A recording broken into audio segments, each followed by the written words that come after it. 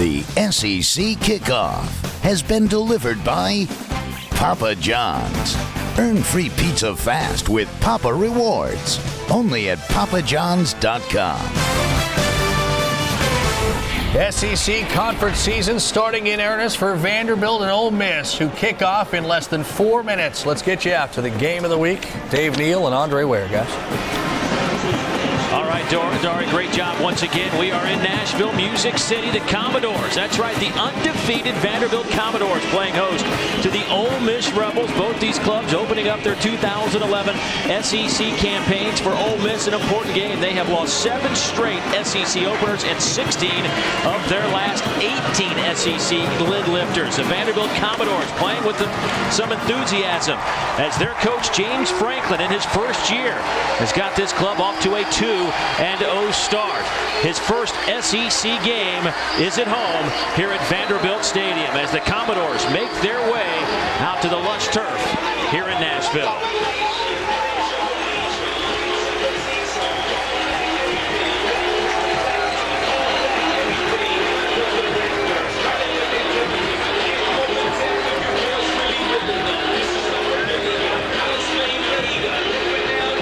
James Franklin telling the folks, come out and watch us play. We'll put on a good show for you. We'll definitely give you 110%, and that's what they've done in the first 2 games. They rallied to knock off UConn, the Big East champion of 2010 last weekend. And here come the Commodores.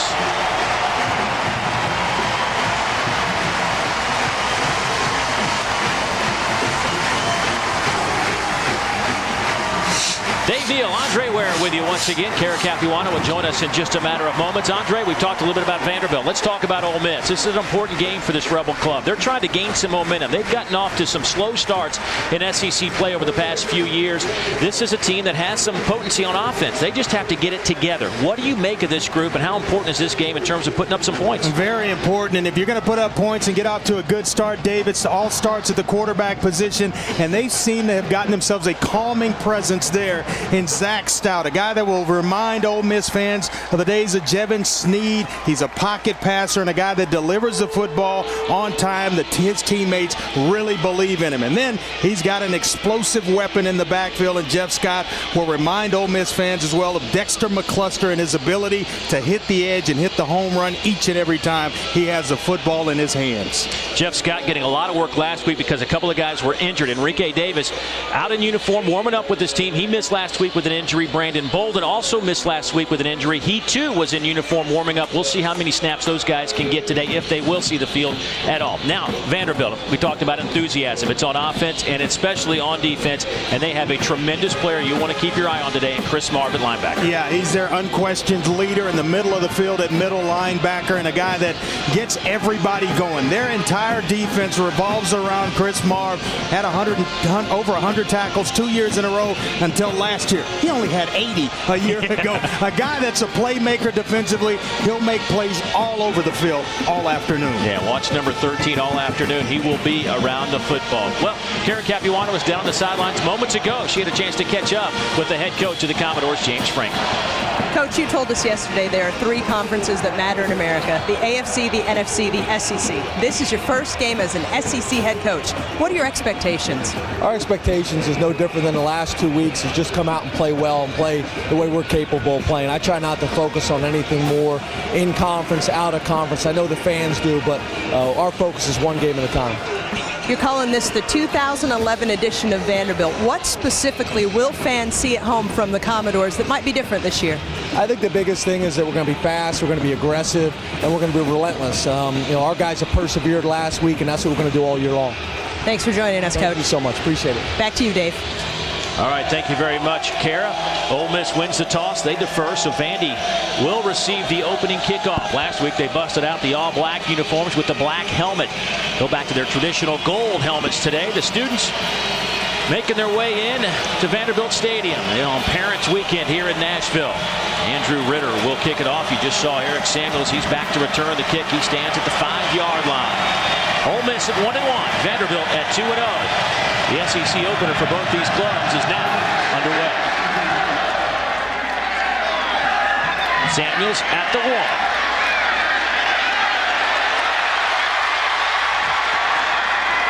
to the 26-yard line. Brought down by Marcus Temple, a 25-yard return, and Vanderbilt will have the football first. Dave, a lot of changes in this Vanderbilt offense, especially along the offensive line. But one guy that's been in the same place for 4 consecutive years now, Larry Smith, the quarterback. You look at the numbers for Larry Smith, 49% completion percentage. He was thrown for 3 touchdowns, a couple of interceptions. They'll set up the screen to start the game. Zach Stacy has room out over the 35, near the 40. That'll be a first down. Time to take a look at our starting lineups, brought to you by Chick-fil-A. We didn't invent the chicken, just the chicken sandwich. This is a Vanderbilt offense that is missing the services of Warren Norman, the SEC Freshman of the Year a couple of years ago. So Zach Stacy gets a bunch of work. This offensive line certainly got some players up there that can compete at the SEC level, at a high level in the Southeastern Conference. They'll need to play well today against the front 4 of Ole Miss. Little end around. Jonathan Krause. He's near midfield. That's a gain of 9, brought down by Joel Kite. What a nice little end around misdirection play, and they like Jonathan Krause and his speed. He's really become a solid, consistent player, and getting out on the edge, he makes Damian Jackson, the senior strong safety, miss a tackle. And if you can live in 2nd down and 1 most of this game, if you're Vanderbilt, boy, that's a good place to be.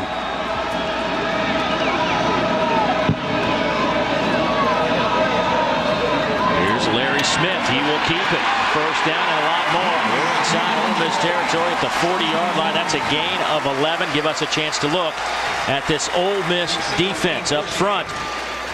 Gerald Rivers actually gets the start today instead of Kentrell Lockett, Justin Smith, Uriah Grant, Wayne Dorsey, a junior college transfer from a year ago, playing much better this season. Joel Kite, Mike Mary.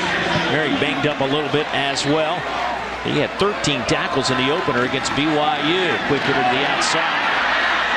Nothing happening on that play as Jonathan Krause is tracked down by Aaron Garbutt, the spur linebacker, if you will. Yeah, kind of a hybrid type of defensive back and linebacker at 6'2", 210 pounds. He's got the ideal size for what Tyrone Nix wants to do at that position. It allows him not to have to substitute and match up in these spread-type, pass-oriented offenses.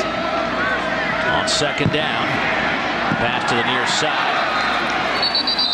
Pass caught by Krause. Will say yes. Gain of only a couple. Aaron Garbutt on the coverage.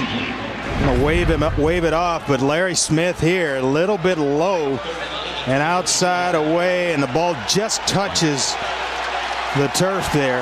Nice call by the officials. So for the first time today, Vanderbilt looking at a 3rd down and long. Well, he's got what he wants up top.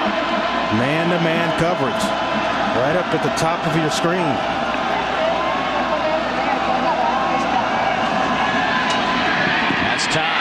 Pass is back in the air and incomplete. Looking for Chris Boyd. Nicholas Brazel, the true freshman, getting some work at corner. The freshman out of Batesville, Mississippi. Well, as a quarterback, you look for a matchup, especially on 3rd downs, where you're going to find the man-to-man, and now it's up to Chris Boyd to win for you. And Nicholas Brazel is a guy that we'll see spend some time on defense, the majority of that this week, but will also line up at wide receiver. Kind of an interesting story about him. Said, early in fall camp, he lined up at receiver, ran 6 go routes.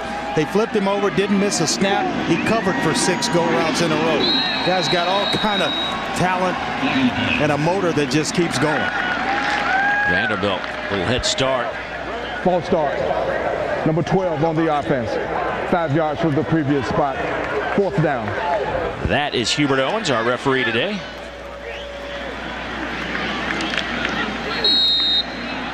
That'll back him up 5. It'll be 4th down and 15 now.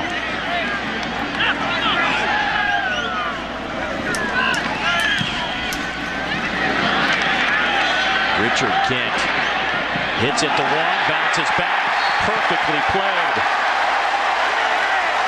Kenny Landler recovers the punt, a 43-yard punt. Richard Kent led the country in average a year ago, showing you some of those skills inside the 10-yard line as well. Boy, just making it spin back like a nice sandwich right there. Some backspin on it. A nice job of covering. Tyler Campbell, Ole Miss punter, led the country in punting last year. Richard Kent showing you some skills as well. So here's Ole Miss backed up inside the 2-yard line. Zach Stout, handoff to Scott. We'll get maybe a yard. Off the left side, Rob Lohr makes the tackle from his defensive tackle spot. There is Zach Stout. We talked about him in the open, the junior out of Dublin, Ohio. Played at Iowa Western Community College last year. Andre, 11 of 18 in his opener. You say he stands in the pocket and starts. I really like him as a quarterback. He just has this calming presence, and you actually can sense it on film. You watch him, he doesn't get rattled. He's always composed. Feet are always under him. He's good pedigree. His dad, Cliff Stout, played a long time in the NFL. Little delay handoff to Scott. Big hole off the right side. Needed to get it out over the 12. They will mark him just over the 10. A gain of 8. Tristan Strong in on the tackle. Time for our Chick-fil-A starting lineup for the Ole Miss Rebels. There's Jeff Scott. Got a ton of work last week, returning kicks and carrying the football. Fullback at his HR career. Jamez Logan been very talented at the wide receiver spot. Offensive line huge. Smallest guy up there, 6'3", 315, and A.J. Hawkins. Matt Hall at guard, 6'9", 335. A huge offensive line. Big guys up front for Ole Miss. They'll have the first down. Brandon Bolden checks into the game, gets his first carry. Brandon Bolden out with an injury last week. Practiced a little bit, not a ton this week, and coaches said that they might have a chance to get him in there. And he gets a big first down pickup. Well, he's more the classic type running back. He's a 3-year starter and just shy of 1,000 yards a year ago. He's that every down back that a lot of coaches look for. Jeff Scott bouncing it to the outside. Picks up about 3.5, maybe 4. Tim Fugger in on that tackle. Speaking of Tim Fugger and the Vanderbilt defense, here's how they'll line up. Fugger at one defensive end, John L. Thomas at the other, Rob Lohr, Colton Nichter. Good tackles on the inside. The team had 8 tackles for loss last week. Linebackers, Chris Marv, he leads the troop. The senior out of Memphis, Tennessee, over 300 career tackles. And a good, solid secondary. Hayward, Richardson, Ladler, and Wilson. These guys are solid SEC-type players in the back. Well, they make you work for it. They get you to third down and then get themselves off the field. Big hit inside the 20. Down goes Scott. Gain of 1. Tripped up by Sean Richardson, one of those guys in the back end we were talking about. Yeah, he's built more like a linebacker, but plays that strong safety position. And when he arrives, it's usually in a nasty way. There also to help him out, the leader of the defense in Chris Marv to clean things up. But it's been exciting for Vanderbilt early in the season, only allowing 26%. Teams are 8 of 31 coming in on third downs against this Vandy defense. Brandon Bolden back in the game. He led the team in receptions last year. Stout going up top, far side. Pass is caught by Logan at the 45. First down, Rebels. Beat Andre Howe, the nickelback, 26 yards on that pickup. Well, what makes it go for Jamez Logan is he doesn't tip his hat to Andre Howe. Just right there. When the ball's in the air, he doesn't look too early. Then all of a sudden it's within his grasp, going up, making a play at the top of the ladder. Nice job by Jamez Logan, who's really known as their underneath wide receiver, but excellent hands. 9th catch of the year for Logan. Boy, a big hit, and Jeff Scott went flying backwards. Chase Graham, a loss of 5. He was the only true freshman a year ago for Vanderbilt to see action, and he played in all 12 games.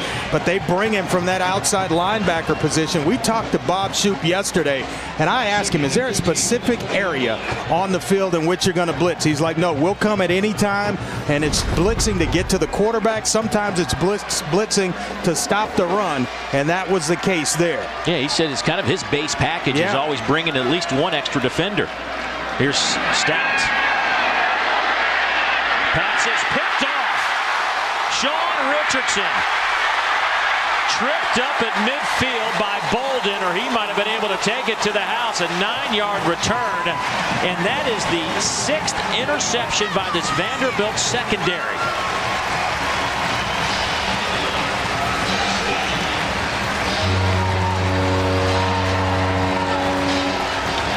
Well, Jared Morsey, the sophomore defensive tackle, is what makes this. He gets in the face of Zach Stout and causes him to throw it a little bit early. And then Sean Richardson, who we just talked about, excellent in coverage.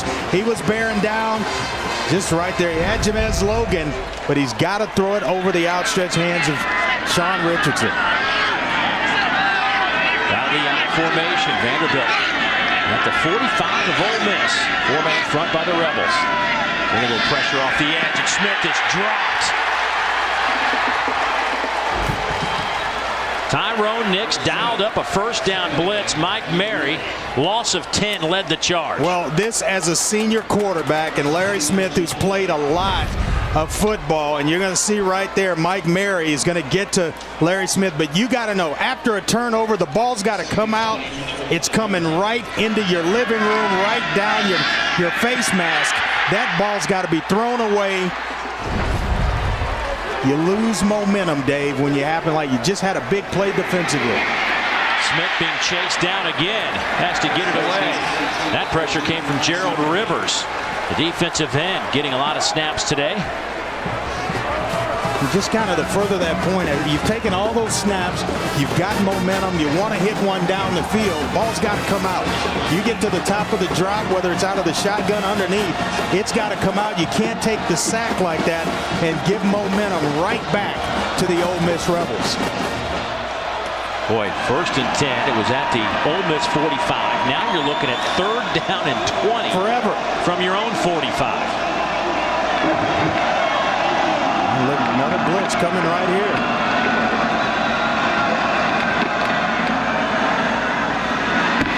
Smith hit from behind. They'll say loose football. Our referee, Hubert Owens, threw down the beanbag as a fumble, and then one official said incomplete pass. Ole Miss has the football.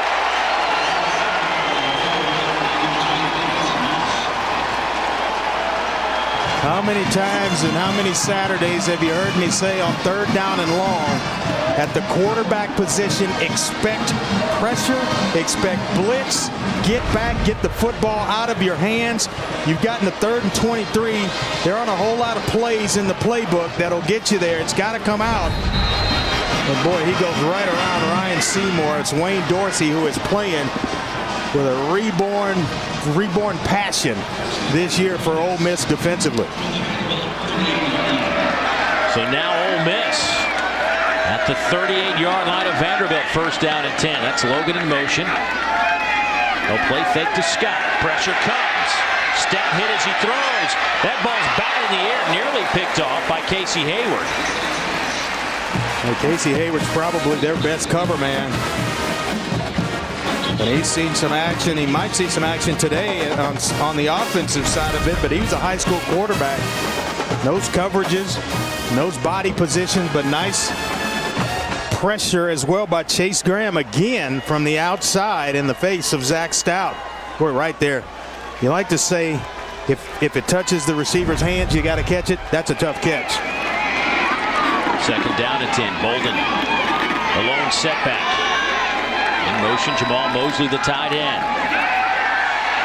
Stout looking for Logan. Dropped the football. A big collision at the 10. Everybody pops up. Trey Wilson met Jamez Logan and caused the loose ball. Well, I like Jamez Logan. I like his toughness just to bounce up after that hit, but he lays out and tries to make a nice grab here for his quarterback. And right there, Johnny on the spot, Trey Wilson, deep in coverage, comes up when the ball's in the air and really disengages the receiver from the football. Oh, what a hit. Man, that's SEC defense right there. Everybody's all right. Now it's 3rd down and 10 for the Rebels. Scott nowhere to run. Walker May loss of 1. Right, you talk about a guy with a motor. That's the guy right there who checks in. He backs up John L. Thomas at that defensive end position. He's going to play a lot of snaps. You'll see 8 to 10 defensive linemen get into the game for the Vanderbilt Commodores. They stay fresh, and all guys are about the same. They've got high motors that just get to the quarterback. Tyler Campbell averaging 48.7 yards per punt. That'll be a line drive that just does nick the pylon in the end zone. So Vandy will have it when we come back at the 20-yard line. Scoreless first quarter from the Music City. Stay with us on the SEC Network.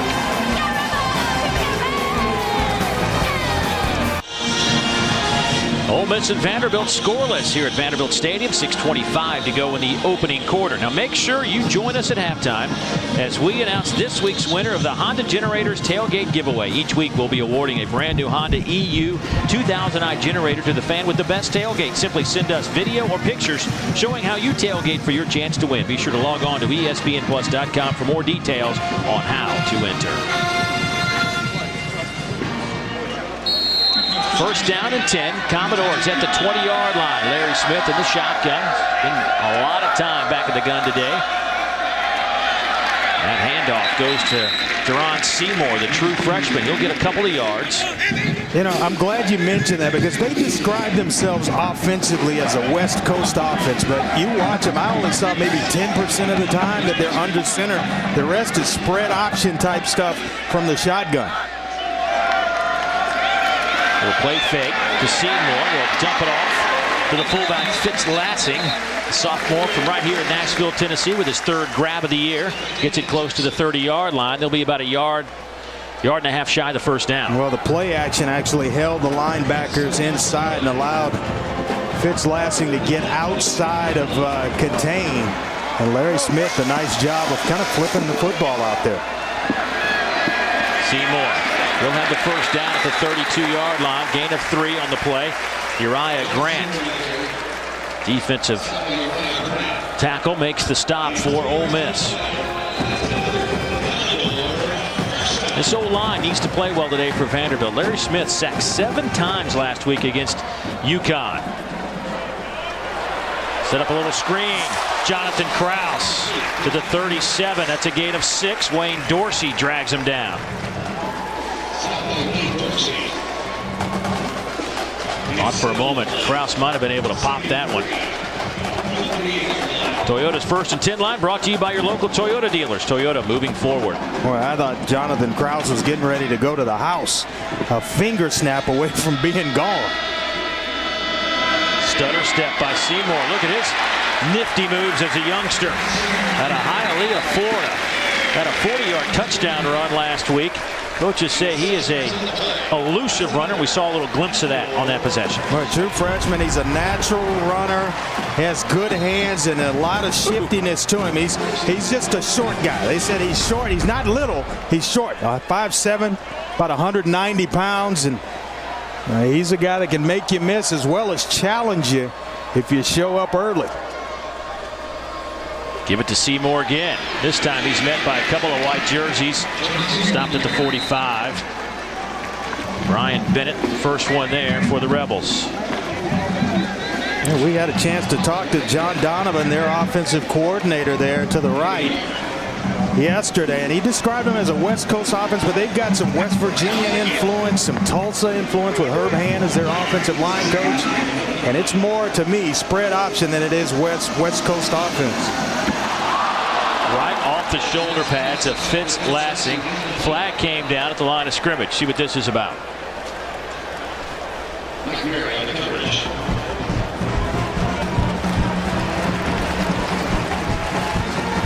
Vanderbilt offensive line, the big grunts up front. They're clapping as if it's against Ole Miss, so this could be a free 5-yard penalty for James Franklin and his offense. Personal foul. Number 7 on the defense. Illegal hands to the face. 15 yards from the previous spot. First down. Well, got even better. From the 5-yarder to the 15 on Wayne Dorsey, who the senior defensive end who's playing some outstanding football for Houston Nutt and that Ole Miss defense. That'll move it to the 40-yard line. First down. Seymour to the 35. He gets 5 yards. Jason Jones with the stop, but now you're looking at 2nd down and 5. And as the coaches keep saying to us, they're ahead of the chains now. Yeah, there are several things they wanted to do coming into this game, and that was one of them. Seymour met by Mike Mary in the hole. Maybe a yard. Well, they are just giving it to old number 18. Yep, they wanted to stay out of long yardage situations, especially on 3rd down. Convert when they get there, and they've just been horrible the first 2 games at 21% coming into today's ball game. So that's a must for the Vanderbilt offense, is to continue to move the chains in 3rd down situations. Vandy 1 of 3 today in 3rd downs. Last, as Andre mentioned, last 2 weeks, 6 of 29. Smith will keep it, and he is dropped for a loss of 6. Damian Jackson bringing the heat. Well, they get some bodies up the field. They take away Seymour, and then it's all on the shoulders right there. And then it's all on the shoulders of Larry Smith. And it's Damian Jackson who shows up, but Joel Kite is the guy that took the run away from Seymour and then forced him right into the arms, forced Larry Smith into the arms of Damian Jackson. Well, it's 4th down. And the Commodores going to go for it here. 5-receiver set.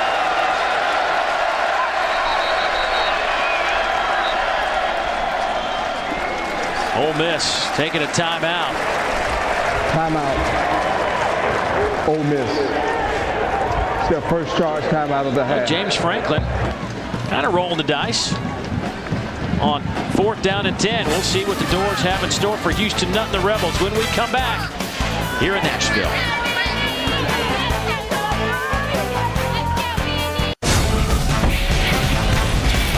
Vanderbilt and Ole Miss here in Nashville. Doors looking at 4th down and 10. 10th play of this drive that started back at the Commodore 20-yard line.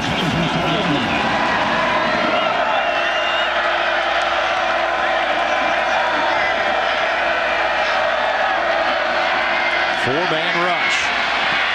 Pass is caught on the far side, and nothing happening. Wesley Tate with the reception, swarming Ole Miss defense, drops him right back at the line of scrimmage, and Ole Miss will have the football.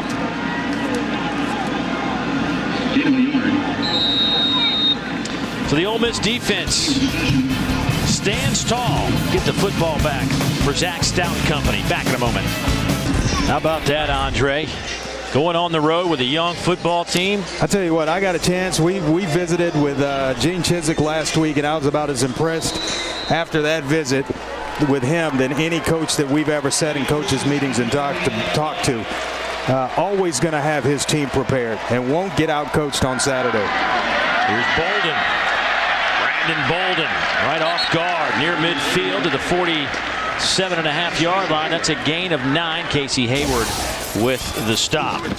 Time now for our Haviland defensive shield, and for that we look at this Vanderbilt defense that has had a good couple of games under James Franklin. 7 sacks, leading the Southeastern Conference.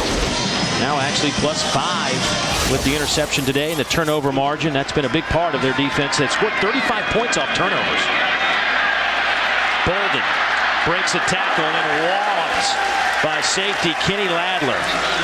Boy, you can see that Vanderbilt, from just one year to the next, John Richardson misses a tackle, and then Kenny Ladler is going to show up. But they play a lot faster, which he promised, and they hit with a lot more authority than they have in just a year's last year. Boy, Ladler, when he shows up, he makes Brandon Bolden feel it. 3rd down and a yard. Ole Miss 2 out of 3 on 3rd downs. Bolden stays in the game. He'll get the handoff. Needed a yard, got a couple. Thad McCaney with the tackle for the Commodores, but a first down for the Rebels. Well, you expect, especially when Bolden comes in the game, for Ole Miss to run behind that big offensive line. Huge up front. Matt Hall, for example, at 6'9", 335 pounds, and Bobby Massey, 6'6", 315. The best of the group, probably the left tackle, Bradley Sowell, at 6'7", 320. They're going to just try to mash you behind the tackles. 6'6", 321 average. Trying to clear some space for Philander Moore. That's a gain of 3. He wears the right number. Dexter McCluster. And he moves kind of like him at 5'11", 190 pounds. Came in from Blinn Junior College. And a lot of different sets and formations for that man's offense. He struggled this year giving up the play calling to David Lee. He said he only done it twice in 18 years where he surrendered play calling to the offensive coordinator. It's a little hard to do after being a former quarterback and calling plays for so long. Jamal Mosley in motion. False start.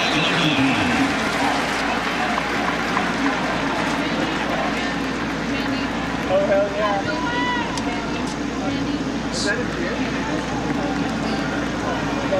Mario. False start. 79 on the offense. 5 yards from the previous spot. Second down. Could have picked a couple of different white jerseys. They'll settle on Matt Hall. Here we go. Attention golfers and club pros. This is for you, Andre. Online registration now open for the 2012 ESPN National Golf Challenge. Log on to ESPNGolf.com to sign up and find a participating course near you. Think we'll get a Saturday off to go participate in that, baby? I don't think so. And it looks like a stoppage in play, as that'll do it for the first quarter here in Nashville. A quick first quarter. James Franklin and company. Houston Nutt looking for a little offense. Defenses have been solid. We will move to the second 15 minutes here in Nashville when we come back on the SEC Network.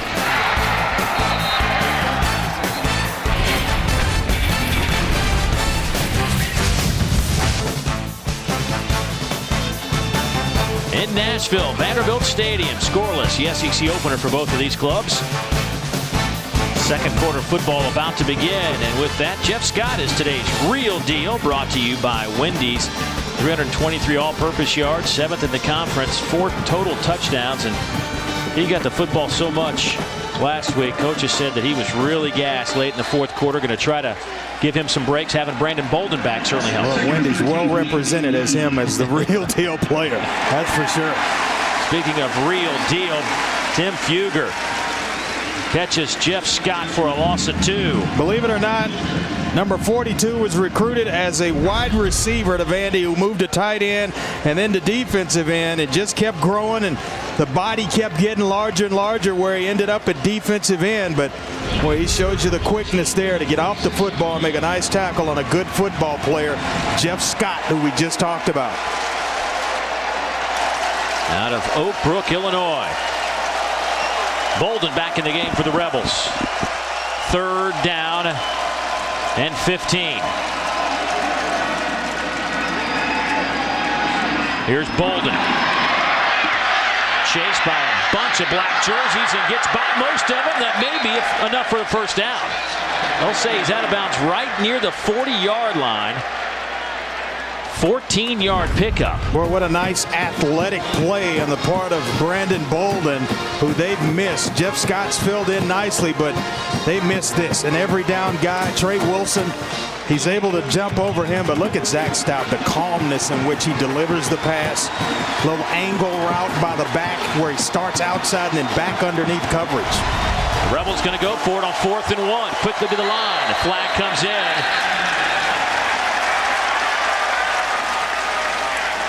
Ole Miss shaking their heads in disgust, like maybe. False start. 77 on the offense. 5 yards from the previous spot. 3rd down. Maybe big Patrick June in the left guard. He got going a little bit too early. He started as a true freshman last year, and it's on the left side of your screen right in there. Watch him flinch just enough to draw you right there. Official standing right there looking at him. So now it goes to 4th and 6. And here's Tyler Campbell. Double safeties for the Commodores. Jonathan Krause back there, along with Casey Hayward.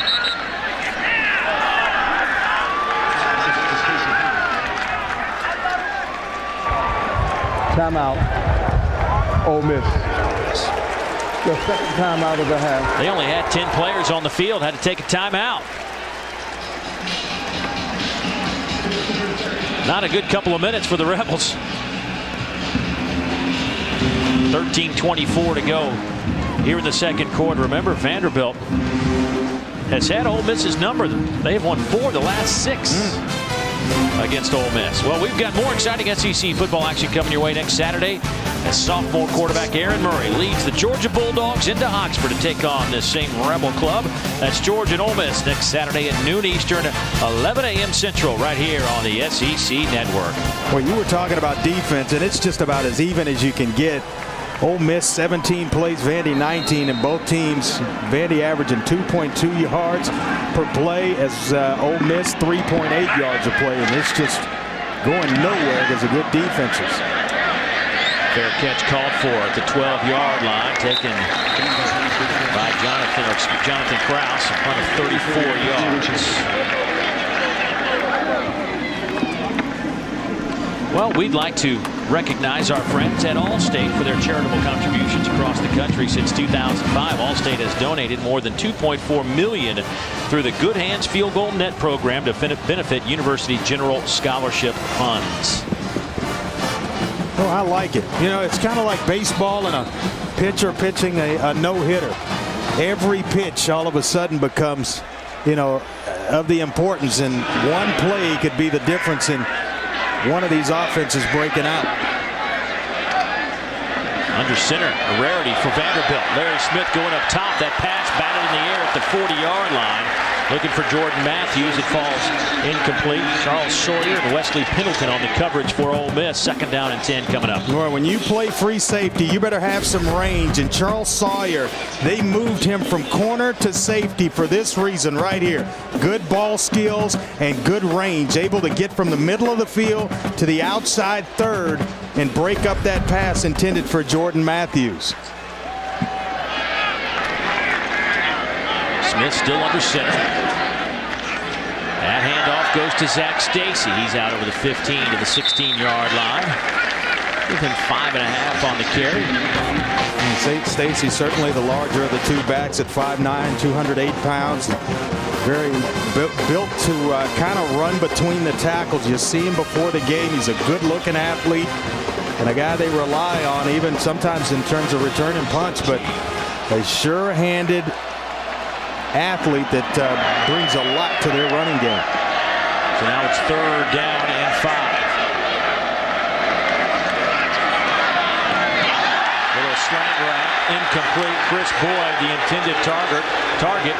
Vandy fans wanted a flag. Nicholas Brazel on the coverage, the true freshman out of Batesville. Yeah, one of those fine recruits that Houston not able to bring in, a true freshman who we talked about as a two-way player, and then on a couple of occasions, Dave, you've called his number. The officials allow a little bump in there with Chris Boyd, but a fine play by Nicholas Brazel. That forces Vanderbilt to bring out the punting team.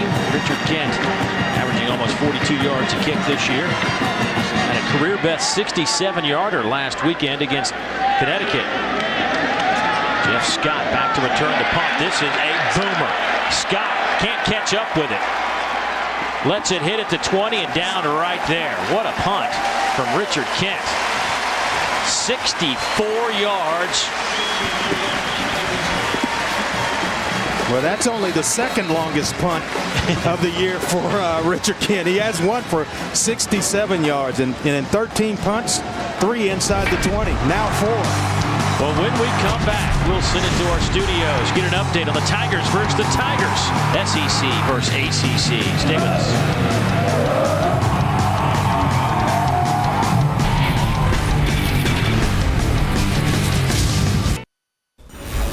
Dorinoka in studio. Clemson trying to snap Auburn's 17-game win streak. That's the longest in the country. They were down 14-zip until Taj Boyd found DeAndre Hopkins 14-7. But Auburn now inside the Clemson 5. We will keep you posted. Thank you, Dar. Here we're scoreless. Second quarter football, 12:15 to go.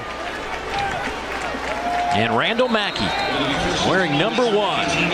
His first appearance this afternoon at quarterback for Ole Miss. 5'11" junior.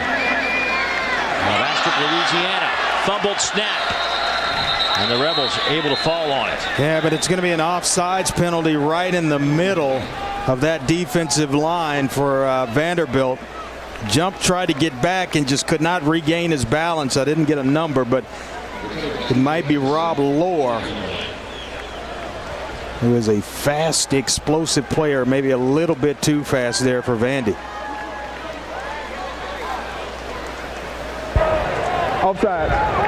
Defense. Number 84. 5-yard penalty. Still first down. Oh, you called it, Andre. 84. Rob Lohr. So now you're looking at 1st and 5. Good situation now for David Lee, the offensive coordinator, and Randall Mackey. Jeff Scott in at tailback.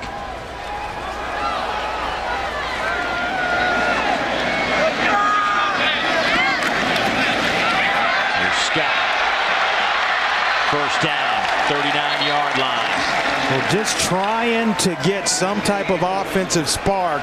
You put Randall Mackey in the game, and now you go from 11 on 10 to 11 on 11, and he is a guy you have to account for. And you see right here where he hands off and they peel off to account for Randall Mackey. Now you're playing 11 on 11. Because of his ability to pull the football and run.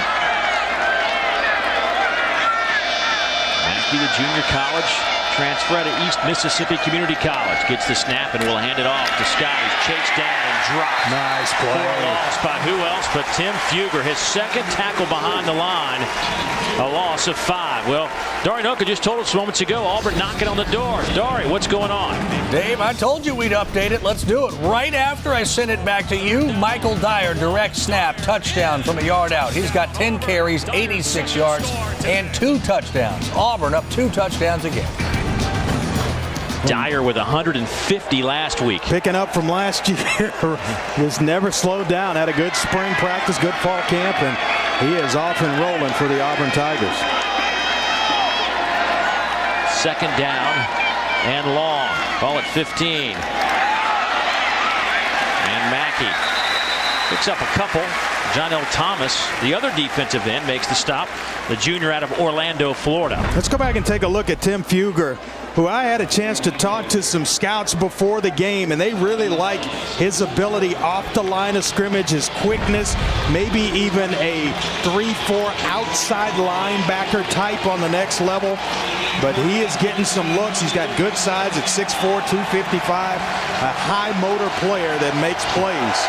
You know, you usually don't see the wide receiver convert to a defensive end. It's usually a fullback or something, but that's the case with Fugger. Wide receiver when he hit campus, defensive end when he left. Third down, here's Mackey. Flag comes in late in the area of a possible hold, a gain of 5 for Mackey. That flag came out of the pocket of Hubert Owens, our referee.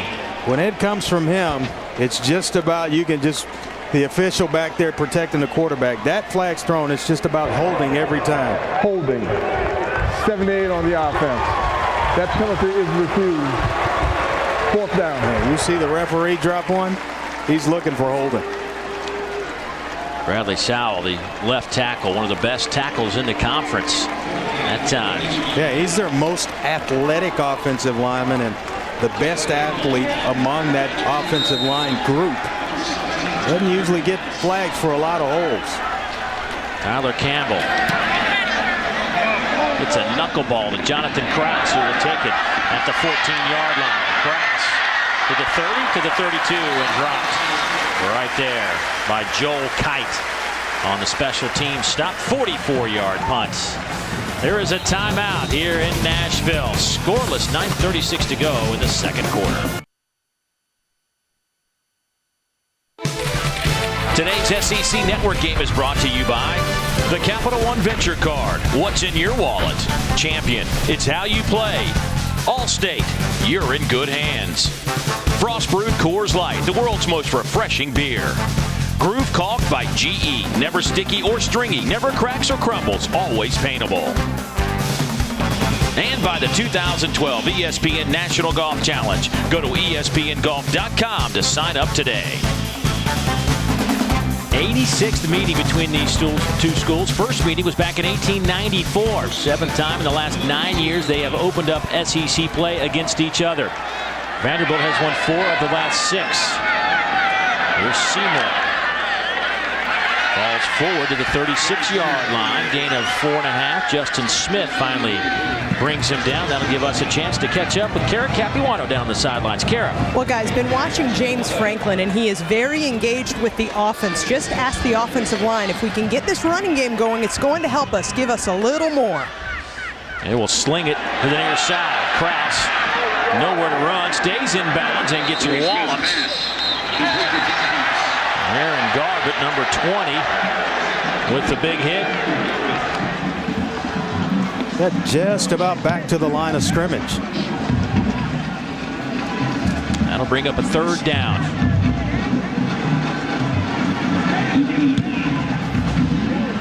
When you talk about plays here, the place like just about even, and then in terms of production, you'd like to see the passing numbers certainly a lot more than that. Just 5 of 10 for Larry Smith for the 28 yards that you saw right there.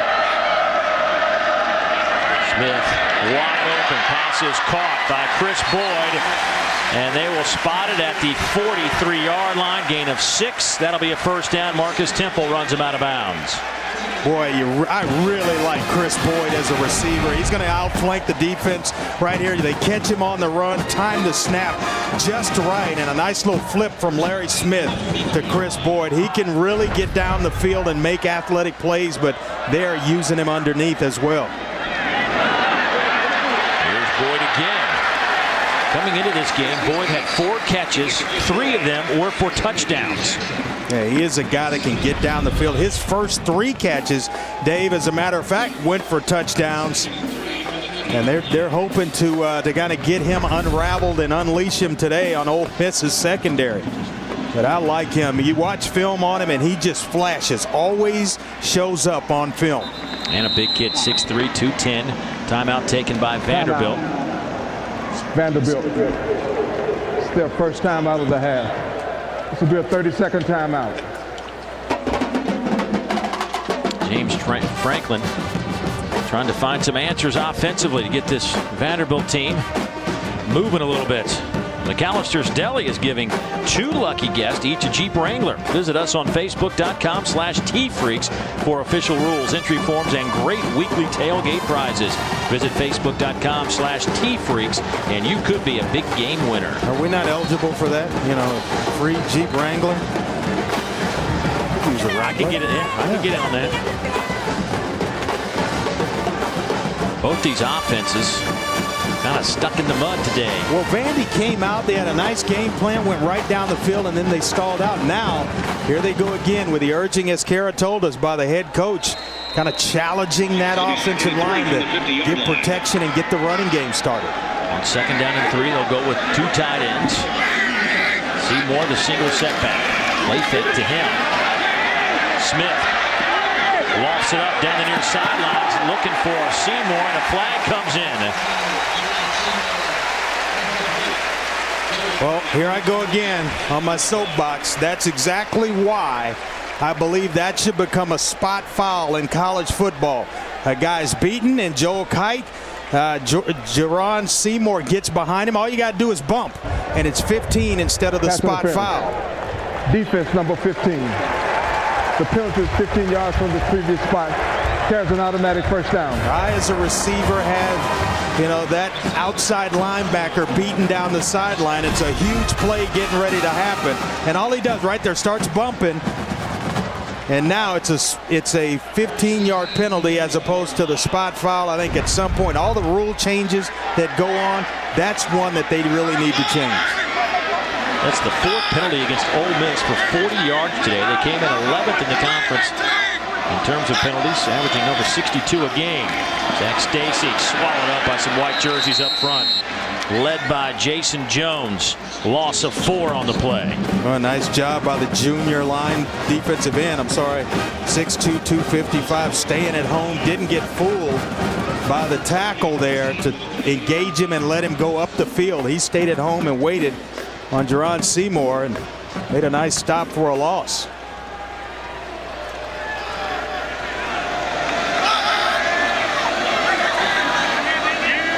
Second down and 14. There's a little razzle-dazzle that works great. Zach Stacy to the 20. Is that a little Statue of Liberty? Man, reminds me of 27 tackle trap keep when I was in high school. How about that, where you take it behind your back, baby? Nice block on the outside by Chris Boyd, the receiver, but right here, around the back, everybody thinks the ball's gone, and then Zach Stacy picking up a nice block on the edge by Chris Boyd, the receiver. Boy, I like it. Like that. What was that play again? 27 tackle trap keep. Nothing happening there for Jordan Matthews after the 25-yard pickup. Amazing how I could even remember that. That was a long. Did it work? Oh yeah, every time. Every time it worked. Now was that in high school? Yeah, that's high school. Yeah. The ball disappears, so the defense thinks either you've thrown it or you've handed it off. In that case, and then all of a sudden here comes a guy behind you that takes it right off your hand. Boy, that's nice.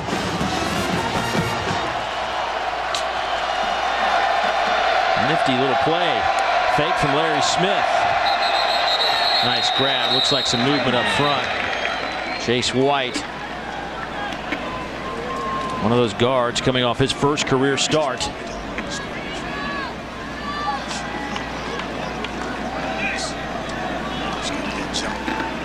Before the snap, false start. 7-2 on the offense. 5 drops on the previous spot. Second down.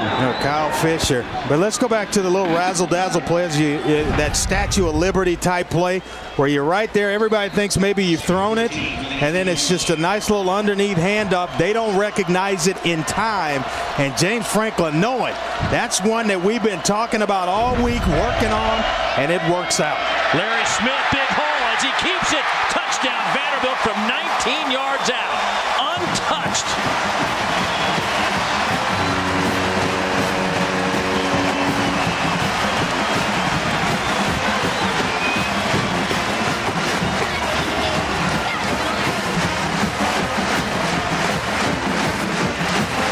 Set up by what play was that again? How about that 27 tackle trap? But the quarterback keeps it. That's a little Statue of Liberty they ran with Zach Stacy there. The option, they show it, and Larry Smith gets himself in the end zone. One after attempt by Gary Spear is good. Boy, an 8-play drive that goes 68 yards, capped off by Larry Smith's second rushing touchdown of the year from 19 yards out. I don't think anybody touched him, no. 7-0 Doors.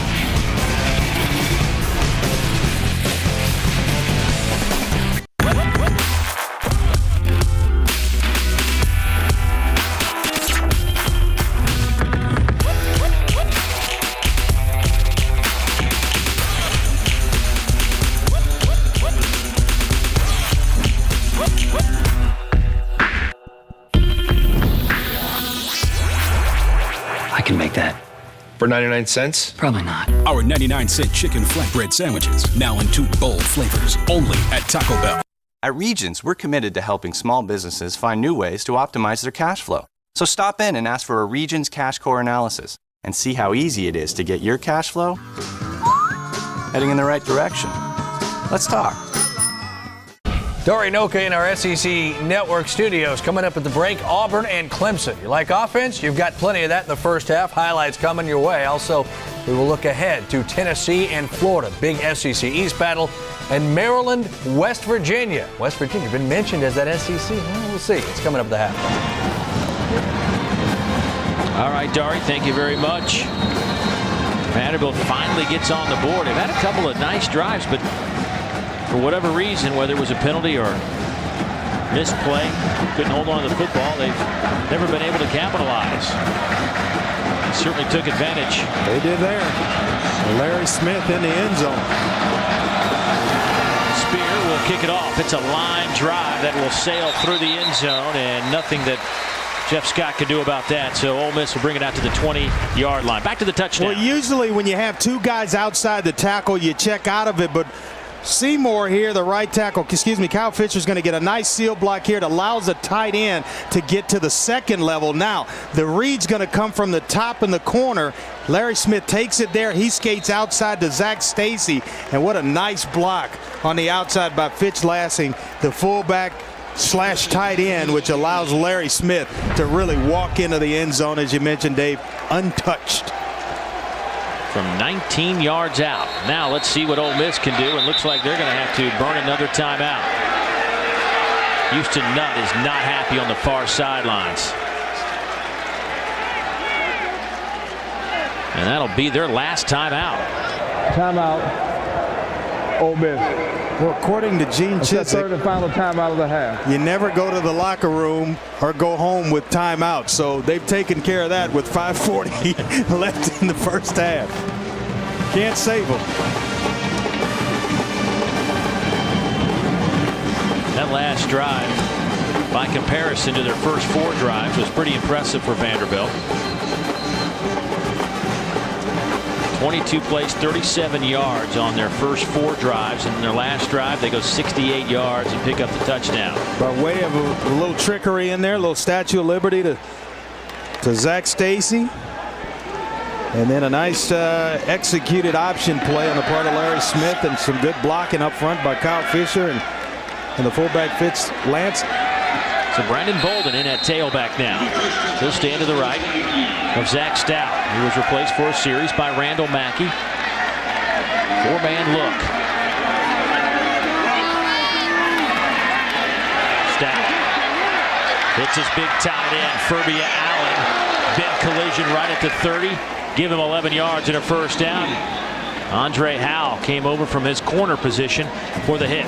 And they're going to go some no huddle here to try to generate a spark, but Furbia Allen just going to sit right over the football. Found a nice little soft spot, timed up well, and he is a fine looking athlete. Here's Bolden.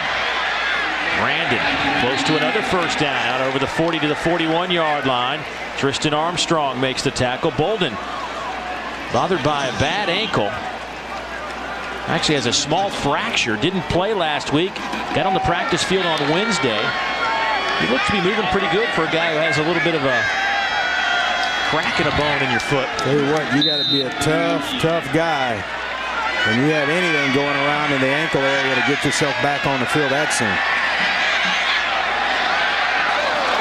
Just out of the reach of Derek Herman. Well, I thought Derek Herman could make that catch. That's a well-thrown football with a senior receiver, and then just a crossing route. And you see here, nice touch on the football to allow him to accelerate through.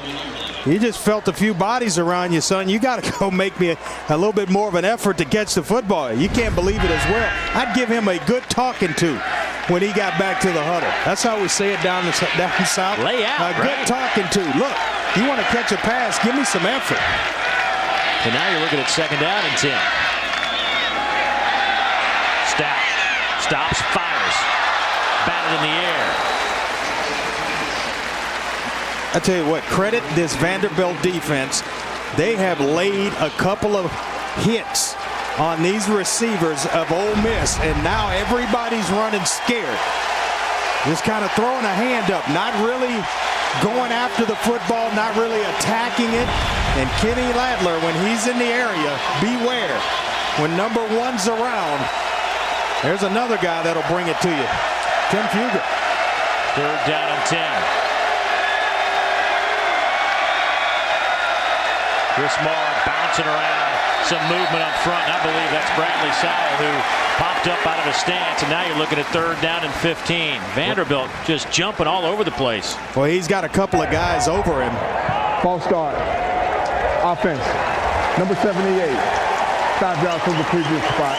Two guys that have lined up over Bradley Sowell. Tim Fugger, who we've talked about, as well as Walker May.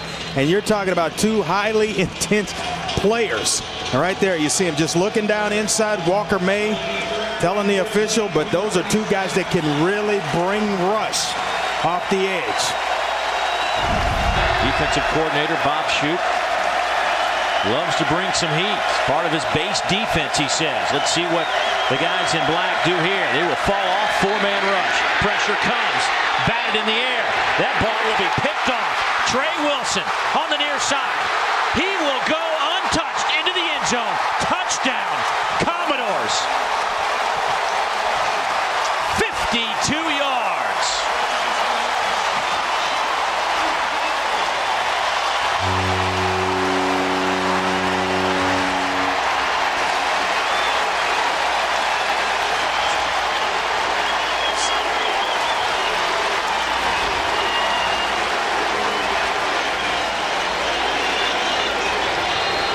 Zach Stout hit right as he threw the football.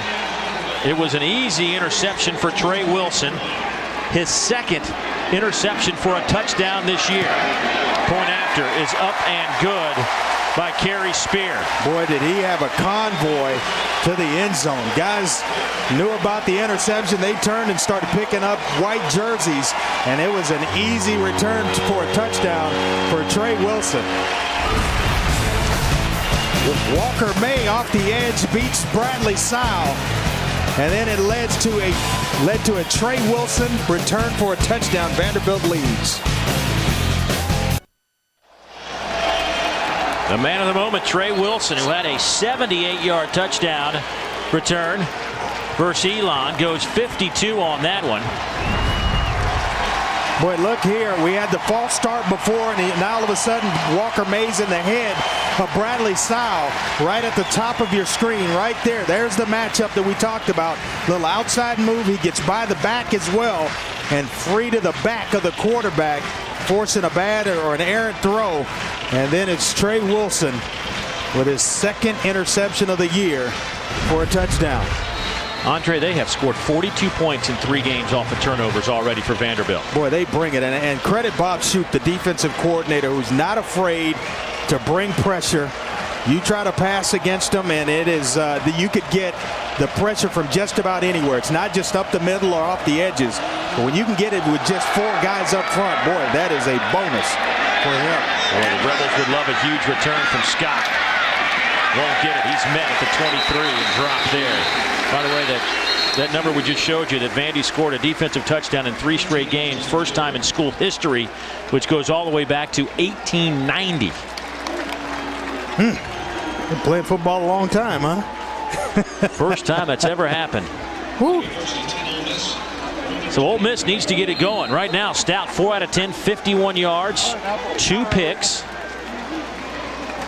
And he will stay in the game. Well, when you can get pass rush like that from Walker May and Tim Fugger, makes it easy pickings for a defensive coordinator.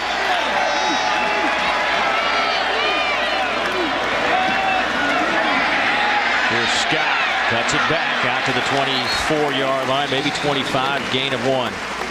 Boy, just tough to run against this Vanderbilt defense. They came in only giving up 86 yards a game. That was 30th best in the country in terms of rushing defense. And James Franklin promised the fans of Vanderbilt they were going to see an exciting team that got up the field, played hard, and played fast. And they've done that the first half of this one. Scott breaks 2 tackles. He's going to need to break a lot more to get back to the line of scrimmage. Won't happen. Loss of 3. Sean Richardson finally brings him down.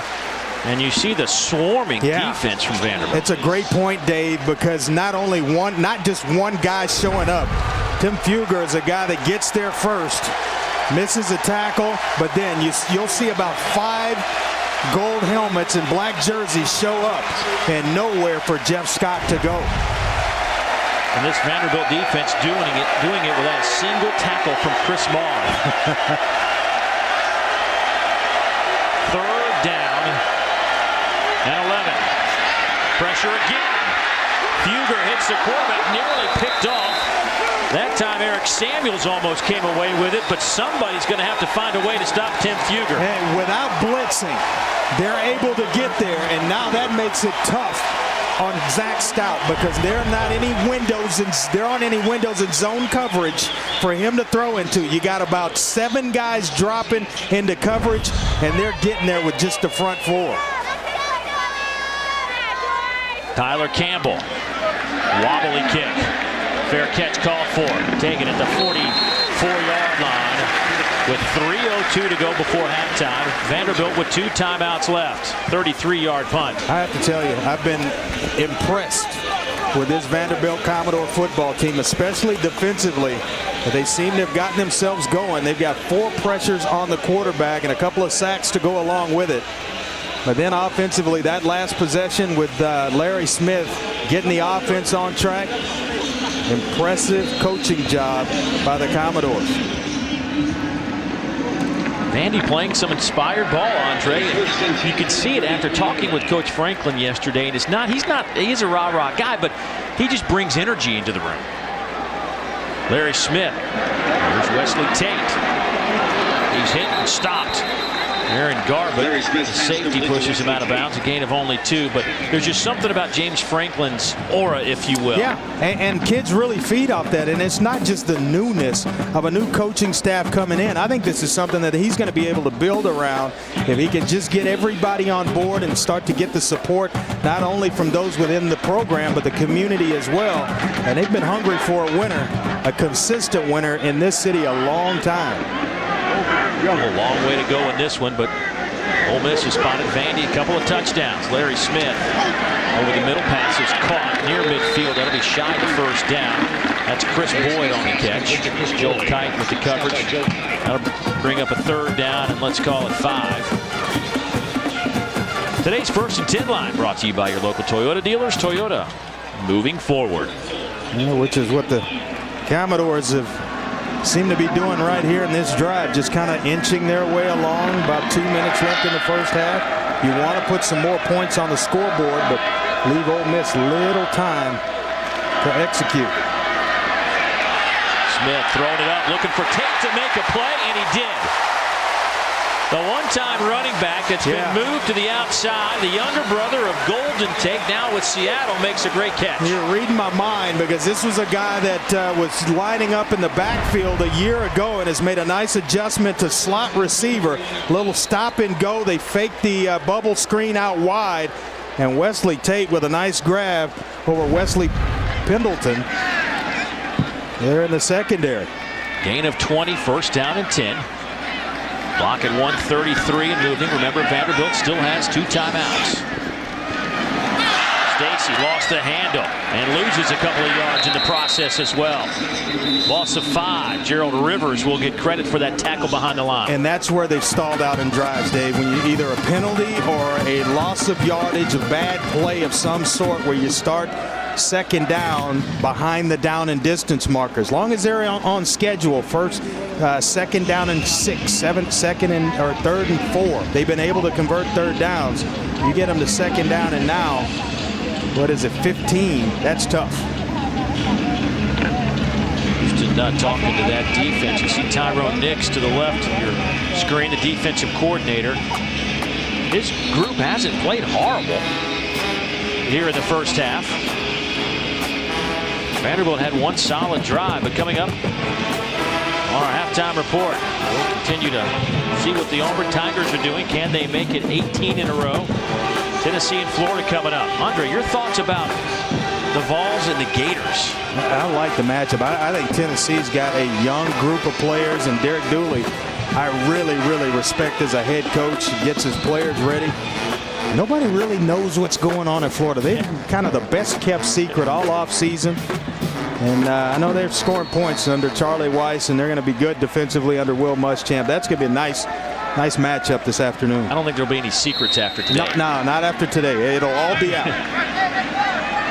So 2nd down, and we'll say 15.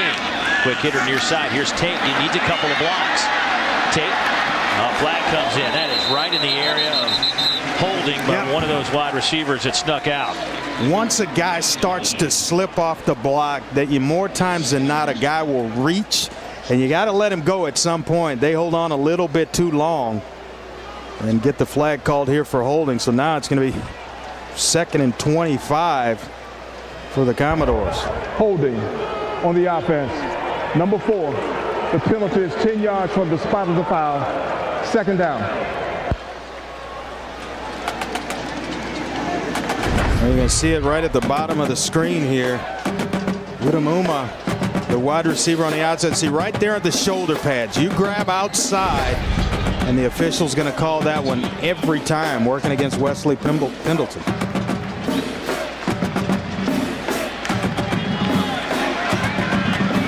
Not quite 25 to go, but 2nd down and 21. They swing it out to Zach Stacy. It's almost like he was looking to throw it, but now he's got to run with it. Look at him go. Zach Stacy needs a block. Got it. He's to the 10, pushed out of bounds. At the 8-yard line by Wesley Pendleton, a 34-yard pickup. The way this looked, Dave, it looked like it was designed to be a lateral and then a pass by Zach Stacy, which they threw last week. They showed it on film, and this was going to be a pass. They get up the field and unable to bring him down. And boy, what a nice individual job by Zach Stacy of turning nothing into a 1st down. Now it changes your whole mindset. There, when it's 2nd and 21, you're thinking, let's just get out of here. Now 1st and goal to go. Let's get some more points going into the half. Seymour at tailback gets the handoff, bounces off his own fullback, Fitz Lassing, and probably lost a yard. Charles Sawyer with the tackle, 2nd down. Andre, let's take a look at how Vanderbilt's doing in the red zone, brought to you by Verizon. They have been 100%. 4 touchdowns out of those 6 opportunities, 1 for 1 today. That's some high production right there. What I would do, Dave, I'd line up in the same formation and bootleg Larry Smith out. Instead, they'll toss to Seymour. He's to the 5. Behind his big blocker. Touchdown, Vanderbilt. Got right behind Kyle Fisher and got into the end zone from 9 yards out.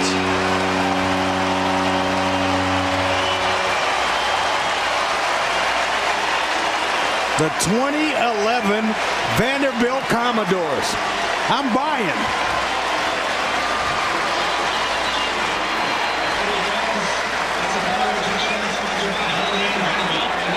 The true freshman tailback at Hialeah, Florida, with his 2nd rushing touchdown of his young Vanderbilt career. Point after by Spears, up and good. And folks, your eyes are not deceiving you. It is 21-0 Vanderbilt. I'm sorry, Dave. You just got to call this one like it is. A good old whipping, SEC style by the Vanderbilt Commodores. Right here, they pull Kyle Fisher around, and you'll see the big guy get a nice block right there. Cleaning up 2, just a piece of them, and allows Jerron Seymour into the end zone.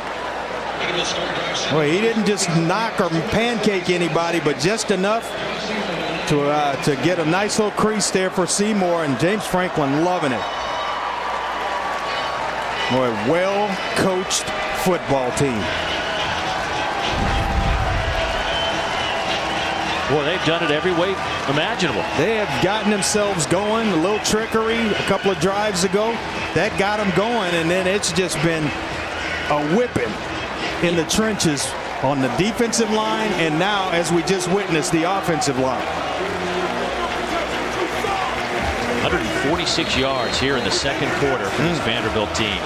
And you know, we saw that little throwback that appeared to be another pass by Zach Stacy turn into a positive play. That's a play that would have lost 15 yards a year ago. No doubt about it. But not this year. Not with the 2011 Commodores. There's a little pooch kick taken by Derek Herman. Herman dropped at the 34-yard line with 20 seconds left on the clock. Ole Miss with no timeouts remaining. That's an 18-yard return. Archibald Barnes on the special teams tackle. Right, he's got everybody. James Franklin bought into this program. Even his daughter. His daughter came into the meeting yesterday. She got ready to walk out. 4-year-old daughter. He said, "Go who? Go Doors." She's bought into it. Boy, you could just feel the excitement in the building with that guy, the new head coach at Vanderbilt, James Franklin.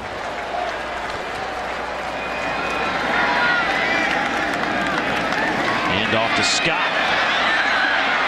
He'll be knocked out of bounds after he picks up the first down with 13 seconds to go before intermission. A gain of 11, Kenny Ladler. Beware when Ladler's in the area. He will lay the wood. Sophomore safety that really comes up and will hit you.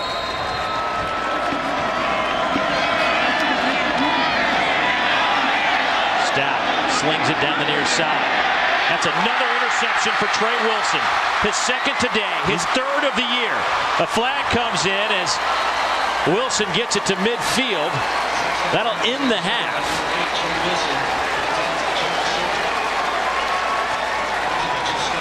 Might have a block at the back. Colt Nichter a little excited, might have caught a rebel from. Well, you talk about a group. When there's an interception that turns and picks up blocks, and Colt Nichter is the guy, the individual that is going to have the penalty called against him. But boy, Trey Wilson timed this just right.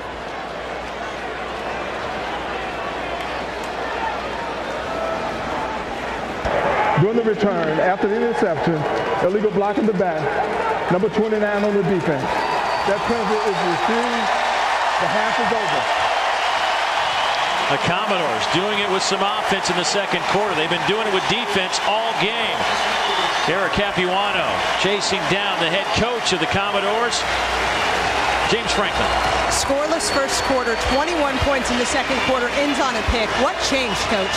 Just made plays. Our kids are building confidence each week and each quarter. We just got to finish this thing. What's going to be the message to them? 0-0. Win the second half, we win the game. Thanks, Coach. Thank you. Dave? Thanks, Karen. James Franklin. Yeah. Simple but effective. It's early, but he certainly has got a couple of believers up here in the booth anyway. Certainly Vanderbilt is in the groove right now. 21-0 over Ole Miss after 2 quarters of football. Dave Neal, Andre Ware back with you. And Andre, it was a sluggish start, but Vanderbilt certainly found a way. And all I can say is I'm thoroughly impressed with what I've seen from Vanderbilt. I tell you what, I think the difference in the first half certainly is going to be in both lines of the Vanderbilt Commodores. Defensively, they've taken over in the trenches. Offensively, the offensive line starting to get pushed, pulling, making kick-out blocks, and opening things up. Yeah, well, it's time to take a look at our Gulf Shores and Orange Beach playbook, and for that, it's an example of what you're talking about. Yeah, you're going to get some nice blocking up front. You get a seal block down and inside by Mason Johnson, the tight end. Center Wesley Johnson's going to pull around, get to the second level. Kyle Fisher as well. And then what really makes it go, the block of the receiver, Jonathan Krause, on a nice little kick-out block, allows Jerron Seymour the room needed to get himself into the end zone. Nice block there by Kyle Fisher, kicking out. Well, I tell you what, they are starting to own the line of scrimmage offensively for Vanderbilt. Ole Miss will get the football here to start the second half. They'll have to find a way to stop and block Tim Fugger, the defensive end for the Commodores, who had a hectic first half of football. Here's Scott. He'll take it at the 2-yard line. Out to the 26-yard line. Time to take a look at our first half stats, brought to you by Crystal. Nothing like it. And most of those yards by Vanderbilt occurred in the second quarter when they got some rhythm. Yeah, you look at the turnover story, though, the interception for a touchdown, all the momentum that's been created by the turnovers for Vanderbilt, and they've really fed off that. And we mentioned the play of the defensive lines as well as the offensive line for the Commodores. They've taken over this football game. Zach Stout still in at quarterback. In that first half, 4 out of 12, 3 picks, 51 yards.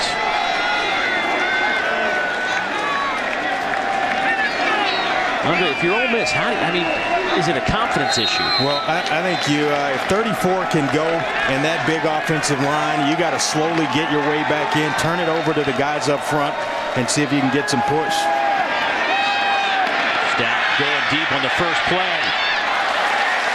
Looking for Dante Moncrief to make a play on the far sidelines. Trey Wilson on the coverage. Time to get an update from Kara. Had a chance to talk to Coach Nutt. Well, his message to the Rebels was simple. We need to start playing football, particularly executing on the offense. He said they're better than they've played in the first half, and this first 5 minutes is going to be critical. Thanks, Kara. Tried to go deep, get a little momentum on that first possession. Now it's 2nd down and 10, couple of tight ends. Here's Scott. Nowhere to run. Couple of yards perhaps.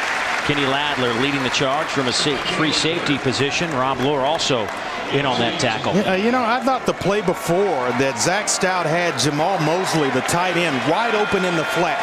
It's 1st down. You don't need to come out and try to hit a home run. And then you're trying to go deep against a guy that's picked you off 2 times already, and Trey Wilson. I think I'd leave Trey Wilson alone if I was Zach Stout right now. 2 picks already for Trey. Leave him alone. Ole Miss 3 out of 8 on 3rd downs today. Bad snap. Stout hit from behind. The ball has to be kicked out of the back of the end zone by Scott. And actually a smart play by Jeff Scott. He's going to take the safety in this instance rather than gambling for Vanderbilt to try to recover a fumble, and then you're set up point blank range for a touchdown. That's a nice heads up play on the part of Jeff Scott. Unfortunate that you're even in that situation to have to do it.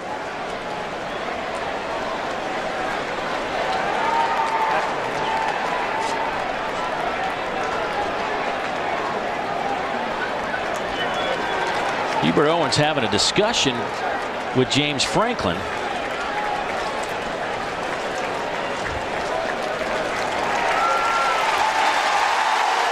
I think this will be a safety. During the play, as Willie was kicking from the 1-yard line, Vanderbilt has chosen to take the safety. It took it through the end zone and out of the back of the end zone. How about the job? I think it was it Walker May that just came from behind and hit Zach Stout? Because he felt like Zach Stout was going to recover the fumble. Right here, just a bad snap by A.J. Hawkins, the center.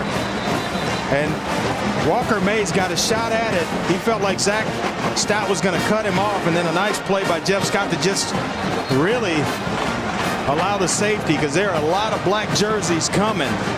Kenny Ladler thought he was going to have 6 points. Yep. John Richardson barreling down as well. Boy, some heads-up football right there. One on the part of Walker May to tackle the quarterback or get him away from the football. And then the second one being Jeff Scott, just kind of kicking it out of the back of the end zone to take the safety. But Vanderbilt really still riding the momentum, Dave, that they rode into halftime. Boy, it is going south in a hurry for Ole Miss. Or on the flip side, north in a hurry for the Vanderbilt Commodores. Depends on your glasses, right? Depends on which direction you want to travel. So after the safety, Ole Miss will elect to kick it off as opposed to punt it. Andrew Ritter will kick it to Jonathan Krause, who stands back at the 17-yard line. He will backpedal to the 7. Eric Samuels with the football. Samuels out to the 27-yard line and dropped there. So Vanderbilt gets the 2 points and the football. And now we'll see if there's any life in that Ole Miss defense after. I have to tell you, big guy, I did not expect this. And I expected a close, tight football game most of the first half, and pretty much that's what we got. Second quarter came about, and it has been all Vanderbilt Commodores ever since. A little momentum change and a little trickery there with the Statue of Liberty with Larry Smith and Zach Stacy. Smith has a touchdown run. Then you get Jerron Seymour on a touchdown run, an interception for a touchdown. Boy, it has been all Vanderbilt from the second quarter to the point we are now. Vandy comes out in the 5-receiver look.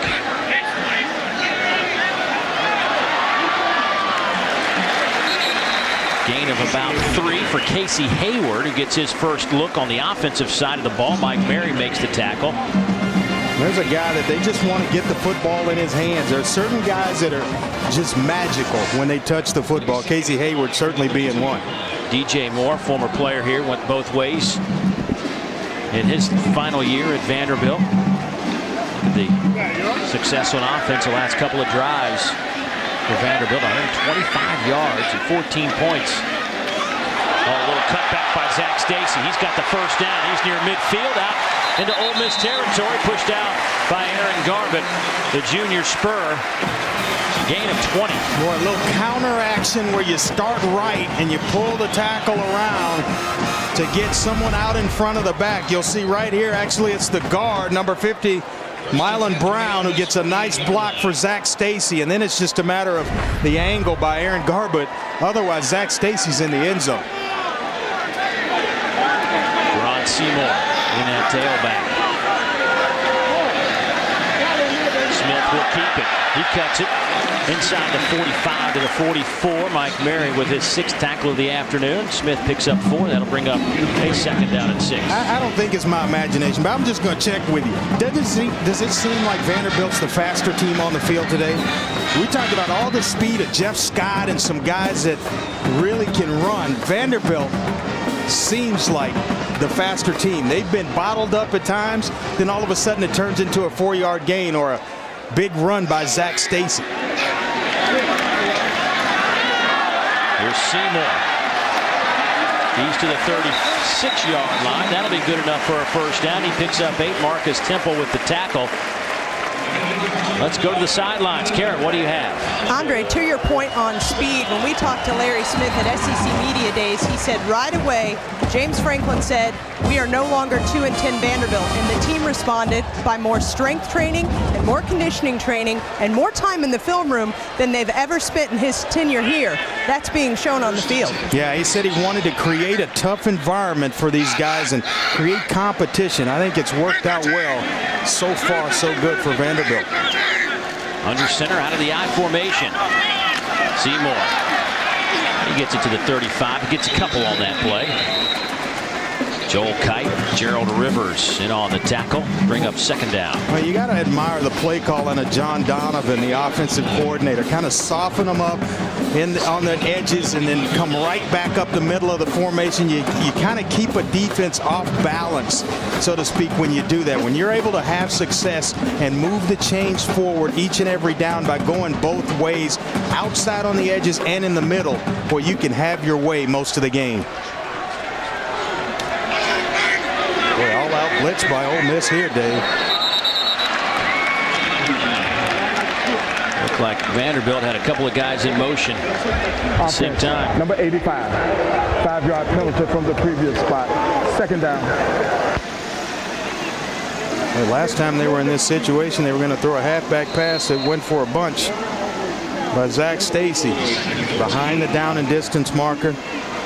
Off schedule right now is this Vanderbilt offense. Mason Johnston whistled for that violation. Also, Brandon Barton not playing today. Sprained his ankle last week. A very talented tight end. Here's Smith. He's in some trouble. Escapes a couple of white jerseys. And we'll throw it out of bounds.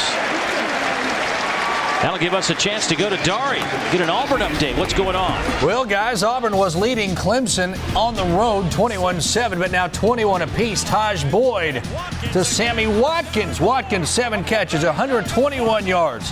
Auburn, 111th in total D, and it's showing itself. 28-21 Clemson now, guys. Wow, what a turnaround for the Clemson Tigers. Not over yet with Auburn. You got to know that clock's got to hit zeros across the board for them to be out of it. Here it's 3rd down and 14.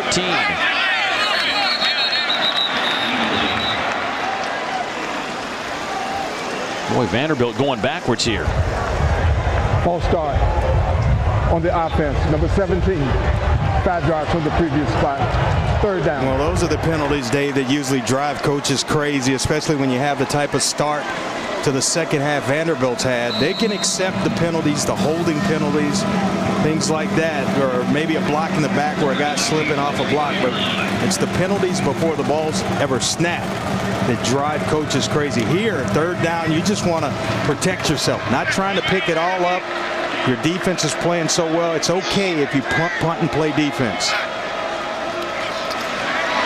Trying to set up a little screen. Here's Seymour. He's got some blockers. Seymour has the first down. He's inside the 15, down to the 11-yard line. A gain of 33. And a big block by number 67, Wesley Johnson, against Damian Jackson, the safety. Allowed Seymour the room necessary to pick up the first down. You'll see right there Wesley Johnson in the middle. He slides outside, picks up a nice block right there, and that's the one that frees Seymour for the first down. Boy, right now Ole Miss just being flat out played. Third and long situations, and Vanderbilt picking up the first downs. Amazing. Just outside the 10-yard line. It's 1st and 10. Little reverse. Krause cuts it back. He'll get it inside the 10. Only a 2-yard gain. Marcus Temple read it well, stayed home, made the play for Ole Miss. You know, simple little things can turn a season for a football team. Last week they were in here against UConn, and all of a sudden UConn, the Huskies, find themselves back in a football game. Guy yells out of the stands, same old Commodores, same old Vanderbilt. The guys responded, played well, went on to win the football game, and it's been a different team ever since. Stacy will throw it back, looking for Larry Smith. It's picked off in the end zone. A heck of a play from Marcus Temple. His second pick of the year came at a most opportune time for Ole Miss. And this is the play they were trying to set up earlier. The play I saw on film last week against UConn. They completed it to Larry Smith. But sometimes, Dave, you can out-trick yourself, especially when you're up 23-0. Marcus Temple, the senior, out of Virginia, read it well and made the play. Ole Miss football when we come back. Today's SEC Network game is brought to you by Gulf Shores and Orange Beach, where SEC families come to play. Regions Bank, it's time to expect more. Woodman of the World. Tostitos Artisan Recipes. The Chevy Season of Doing. Get to your Chevy dealer today and get the truck that does it all. And by the 2012 ESPN National Golf Challenge. Go to ESPNGolf.com to sign up today. There is Larry Smith. Became a receiver on that last play, but couldn't get his hands on the football because that man did. Marcus Temple with his second interception of 2011. Let's see if the Ole Miss offense can take this football and do something with it, because Randall Mackey now in at quarterback. Hands it off to Brandon Bolden. 4 yards on that pickup. Let's go back and take a look at the interception. A little toss to Zach Stacy, and they sneak Larry Smith out the backside. They were able to complete this last week against UConn. Went back to the well once too many. And right here, if it's not open, throw it in the stands. But nice job, Wesley Pendleton on the outside. 8:38 to go in the third quarter. Mackey will keep it, being chased out of bounds. Rob Lohr, 290-pounder, chasing him out of bounds. Loss of a yard.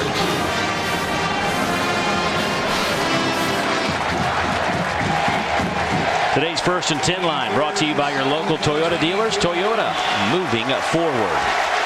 Andre, what's the key for Ole Miss? I mean, they can't. It doesn't seem like they can block him up. Plenty of time.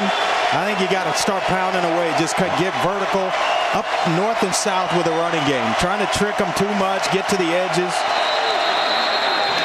And looks like some movement up front against that false start here. Before the snap, false start. Offense, number 79.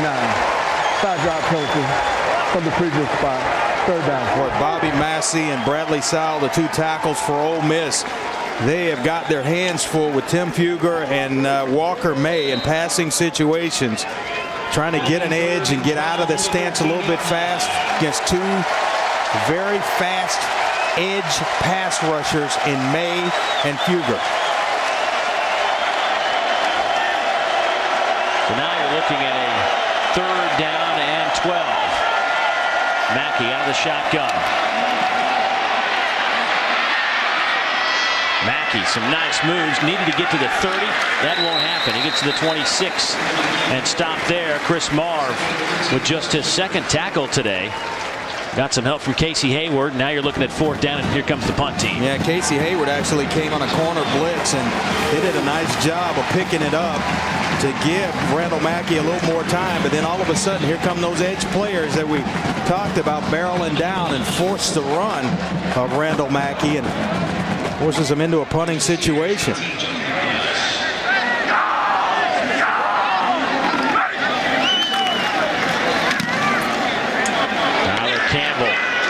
With a big punt, sends Jonathan Krause all the way back inside the 10, and he's stopped there. That is a 61-yard punt.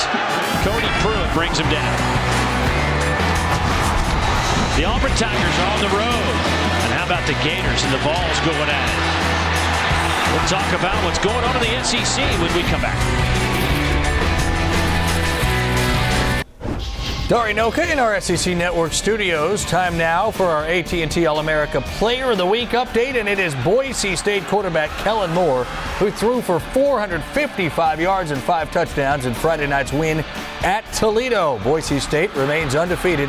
You can text VOTE to 55862 from your mobile phone to vote and for a chance at a trip to the national championship. How about that? I got to tell you something. If Kellen Moore is not front and center for a Heisman Trophy, there's something wrong. Yep, but there's some pretty good players. Still early, Dave. Still early. That handoff goes to Seymour, gains 6. Well, of course, Auburn and Clemson going at it. Auburn has rallied back, or Clemson has, to take a lead in that game. But how about LSU on Thursday night, Andre? They were absolutely stellar on the defensive end. And, of course, Florida and Tennessee later on today. But after this play, I'm going to get your thoughts about LSU. Here's Seymour. He'll cut it back out of the 21st down. What did you make of LSU on Thursday night? Well, we talk about the play of both lines in terms of the D-line and O-line here in this game. I thought Thursday night that was the difference really in the football game. They held Mississippi State in check in terms of trying to run the ball, made them one-dimensional, and then they couldn't complete passes. They're every bit as good as I've ever seen LSU defensively. They just have playmakers on that side of the ball. Sometimes you don't use it. They're fun to watch. You don't usually use that phrase for a defensive unit, but that's a defensive unit that's fun to watch. 1st down and 10.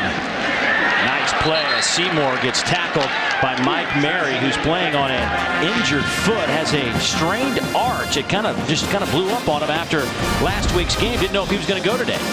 Boy, right in the middle, you see a bunch of bodies for Ole Miss, and let it go now, that they were bringing everybody to the line of scrimmage, trying to create a situation to get Vanderbilt behind the down and distance mark. When Larry Smith checked, I thought he was going to check to a pass because he had one-on-one coverage on the outside.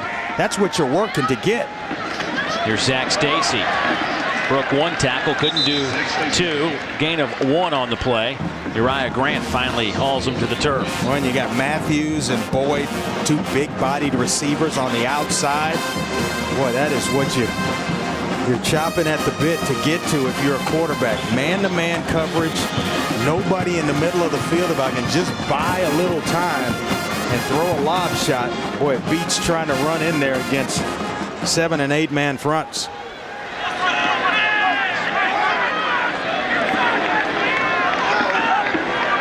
Third down and a dozen. Larry Smith has to sail it out of bounds. Got some pressure from Gerald Rivers. And he took a shot. He didn't have the wind knocked out of him, but Gerald Rivers got there. 6'5", 250-pound junior from Ellenwood, Georgia.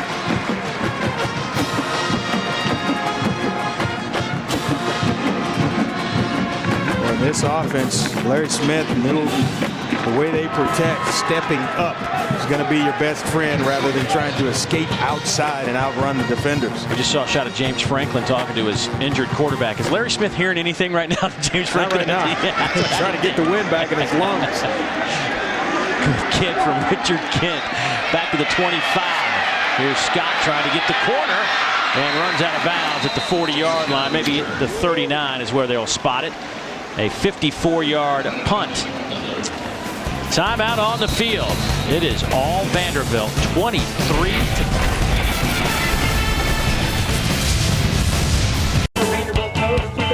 Fans, be sure to look. SEC fans, be sure to look for your chance to hang out with SEC greats in your area all season long on the Regions SEC Tour. The tour has 10 SEC stops, 12 total stops featuring SEC legends.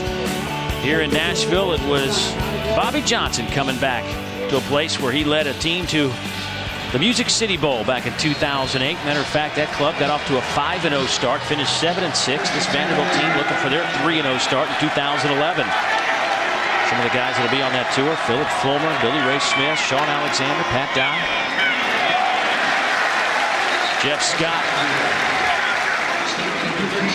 and the Wildcat. Not much happening there. Time now for a look at SEC greats, brought to you by Regions Bank. And here at Vanderbilt, you cannot overlook Earl Bennett, the SEC record holder with 236 career receptions, has taken his game to the National Football League with the Chicago Bears. Only 3 years here at Vanderbilt. What an impressive receiver. What a fast receiver. Guy that can really work wonders after the catch. Devin Thomas in the game. Randall Mackey. Back pedals all day to throw. Good tight spiral deep. Nearly caught. That would have been a heck of a catch from Dante Moncrief. Run right there again. Trey Wilson, the corner. You talk about blanket coverage all day long. He has been in position to make. He's already made 2 interceptions. He could have had 2 more, and he had his hands on that one. He is always in position, it seems. I'm just amazed that even with just 3:28 left in the third quarter and an entire fourth quarter to play football, they're taking those types of shots rather than score first. Methodically get the first one before you're trying to hit home runs. Singles and doubles. Third down coming up here for Mackey. He'll dump it off behind Bolden. And here comes that Ole Miss punt team once again. Dave, an amazing stat. 49 yards rushing behind that big, massive offensive line for Ole Miss. 51 yards in penalties. So they've got more penalty yards than they do rushing yards. One of the largest offensive lines in all the country. Average 6'6", 321 up front. Tyler Campbell. Good high kick. Jonathan Krause back to the 7 and dropped on the spot. How about Brandon Bolden? Bad ankle and all, flying down the field to make the tackle. 55-yard punt. Andre McAllister's Deli is giving 2 lucky fans, not just 1, but 2, a Jeep Wrangler. Be sure to visit us on Facebook.com/TFreaks for official rules, entry forms, and great weekly tailgate prizes. Visit Facebook.com/TFreaks, and you could be a big game winner. Well, I love tea. Since being down in the South, I love tea. And then, you know, I wouldn't pass up a free Jeep Wrangler. No. So we're fans. We qualify a lot of levels. Right. Gain of 9. That goes to Zach Stacy. Well, we got a second. Warren Norman, SEC Freshman of the Year a couple of years ago, has not played this year for the Vanderbilt Commodores. He is dressed out, but talking to Coach James Franklin yesterday about Warren, they're just trying to get him right. He missed the last 4 games with wrist surgery, then had some knee issues, and they're just trying to make sure before they set him on the football field that he's 100%. Won't foresee him on the field today. There's Stacy. Not when Stacy's doing that. First down for the Commodores. before that carry, he was 7 carries for 85 yards for the game. He has a catch as well for 14 yards. But now you're starting to see that smaller offensive line for Vanderbilt really just kind of take over. Nice job of balanced offense. 166, 103 through the air for Vanderbilt.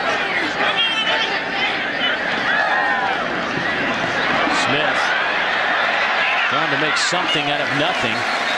Picks up 3 yards. Mike Mary with his 10th tackle of the game. 31 tackles on the year for the middle linebacker. Yeah, he wanted to go to Jordan Matthews on a hitch route, and he saw a flash of white between himself and the receiver, and that forced him to pull it down, but still able to pick up 3 positive yards where you stay in front of that down and distance marker. And Larry Smith has gone down, Dave. If you recall, in their last possession, he got hit right as he threw the football away by Gerald Rivers and was struggling to get back to the sidelines. Just going to take a look here. He pulls it down. He seems fine, and then don't quite know exactly where the injury took place. Maybe he landed on the football, which looks like the case there, and we'll see where they're exactly checking him out. Well, yeah, right there, it's high, right under the shoulder pads with the football.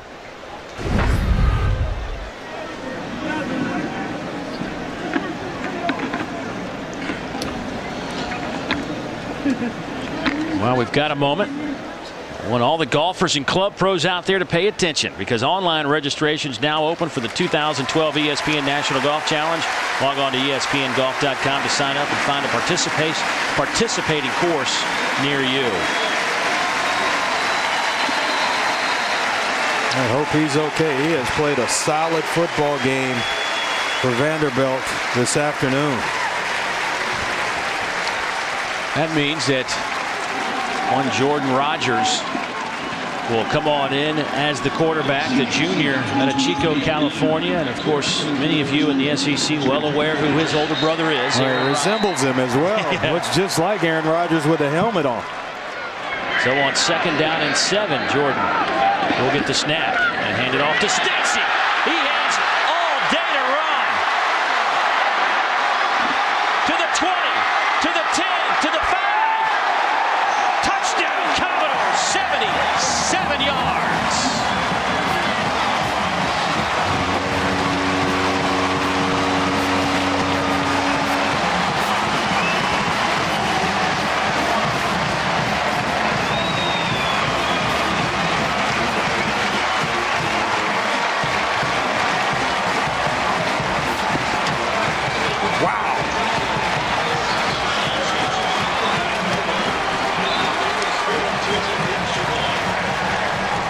I didn't realize Zach Stacy had that kind of speed. Had no idea. Always described as a guy that could pound between the tackles and a physical runner. He broke the line of scrimmage, and there were about 3 guys giving chase. Vincent Moss couldn't catch him. All of a sudden, Damian Jackson couldn't catch him. Aaron Garbutt couldn't catch him. Right here in a nice seal block. Everybody blocking down in front. Mylan Brown, the right guard, seals it up. And, boy, you see guys just giving chase. With nobody angles. able to reel in Zach Stacy. ROTC guys certainly getting their workout today. That's 30 points for the Commodores. I'll tell you this. I said it before. 2011 Vanderbilt Commodores. I'm in. I'm buying. Sold me. How about Zach Stacy's numbers today? He's averaging 16 yards a pop. Here is a game summary. After a scoreless first quarter, the Commodores open up for 21. Then they start the third quarter with a safety and then get the 77-yard touchdown run. And look at the rushing totals. 246 to 48. The Commodores. I mean, this is... Boy, Zach Stacy, 10 carries, 167, and a touchdown, averaging 16.7 yards per carry. Man, that's getting it done. But you know what? Talk to him after the game. You know he's going to credit Wesley Johnson. Chase White, Mylan Brown, Kyle Fisher, and Ryan Seymour. 5 guys up front that have taken over this football game for Vanderbilt.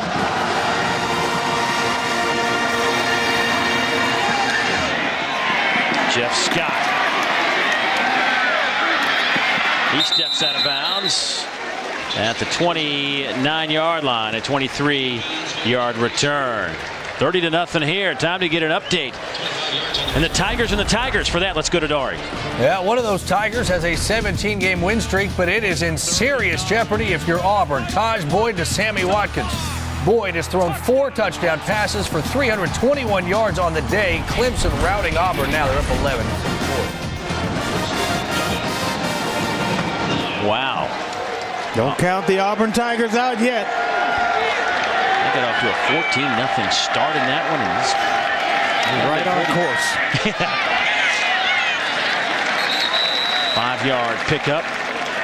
Philander Moore with the reception. But here's a look at this Ole Miss schedule. You and I will be in Oxford next week as the Georgia Bulldogs come knocking on that door. And then it's off to California, Fresno State. And then how about that stretch in October?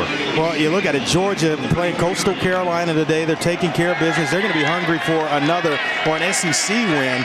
And then you talk about the games after that for Houston Nutt and this Ole Miss team. Boy, it just gets even more difficult.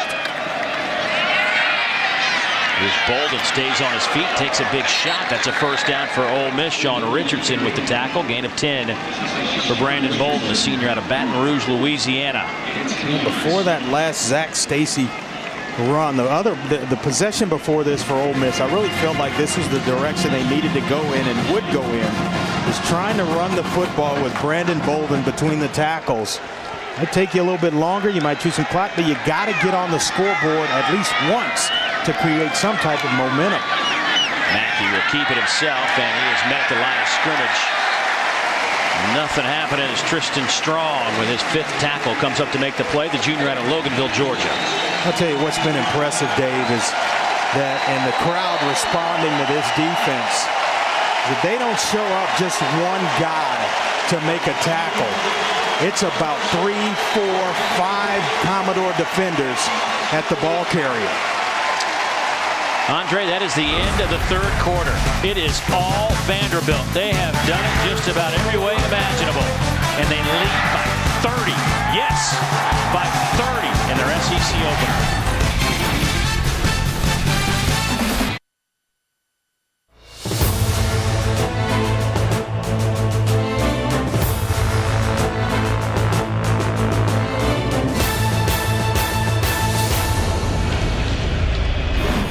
Well, apparently this isn't your daddy's or your granddaddy's or your great-granddaddy's Vanderbilt Commodore football team. The 2011 Commodores. This is James Franklin's Vanderbilt Commodores. We move to the 4th quarter, 30-0. Vanderbilt. Today's 1st and 10 line brought to you by your local Toyota dealers. Toyota moving forward. It will be a 2nd down and 10. Randall Mackey in at quarterback. Zach Stout has not had a great afternoon throwing the football. 5 of 14, 3 picks, 56 yards.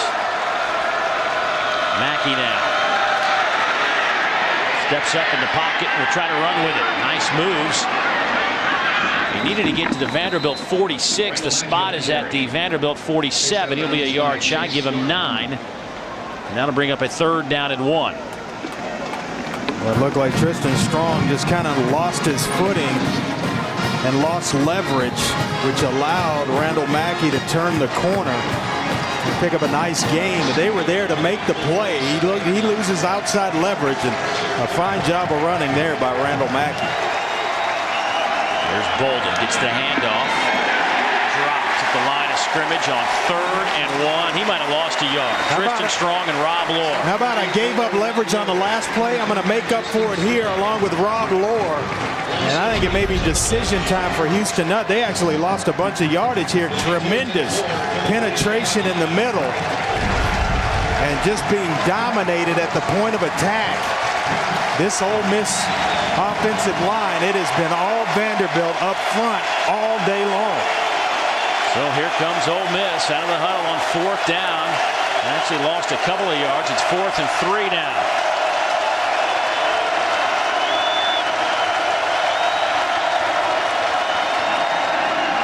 Mackey to throw. On the run. Pass is caught. Jamez Logan with the reception and a first down. And you got to give Mackey all the credit for keeping that play alive. Yeah, he's able to escape the rush of Tim Fugger, and then all of a sudden Walker May cleans it up at the end, but not before he finds Jamez Logan.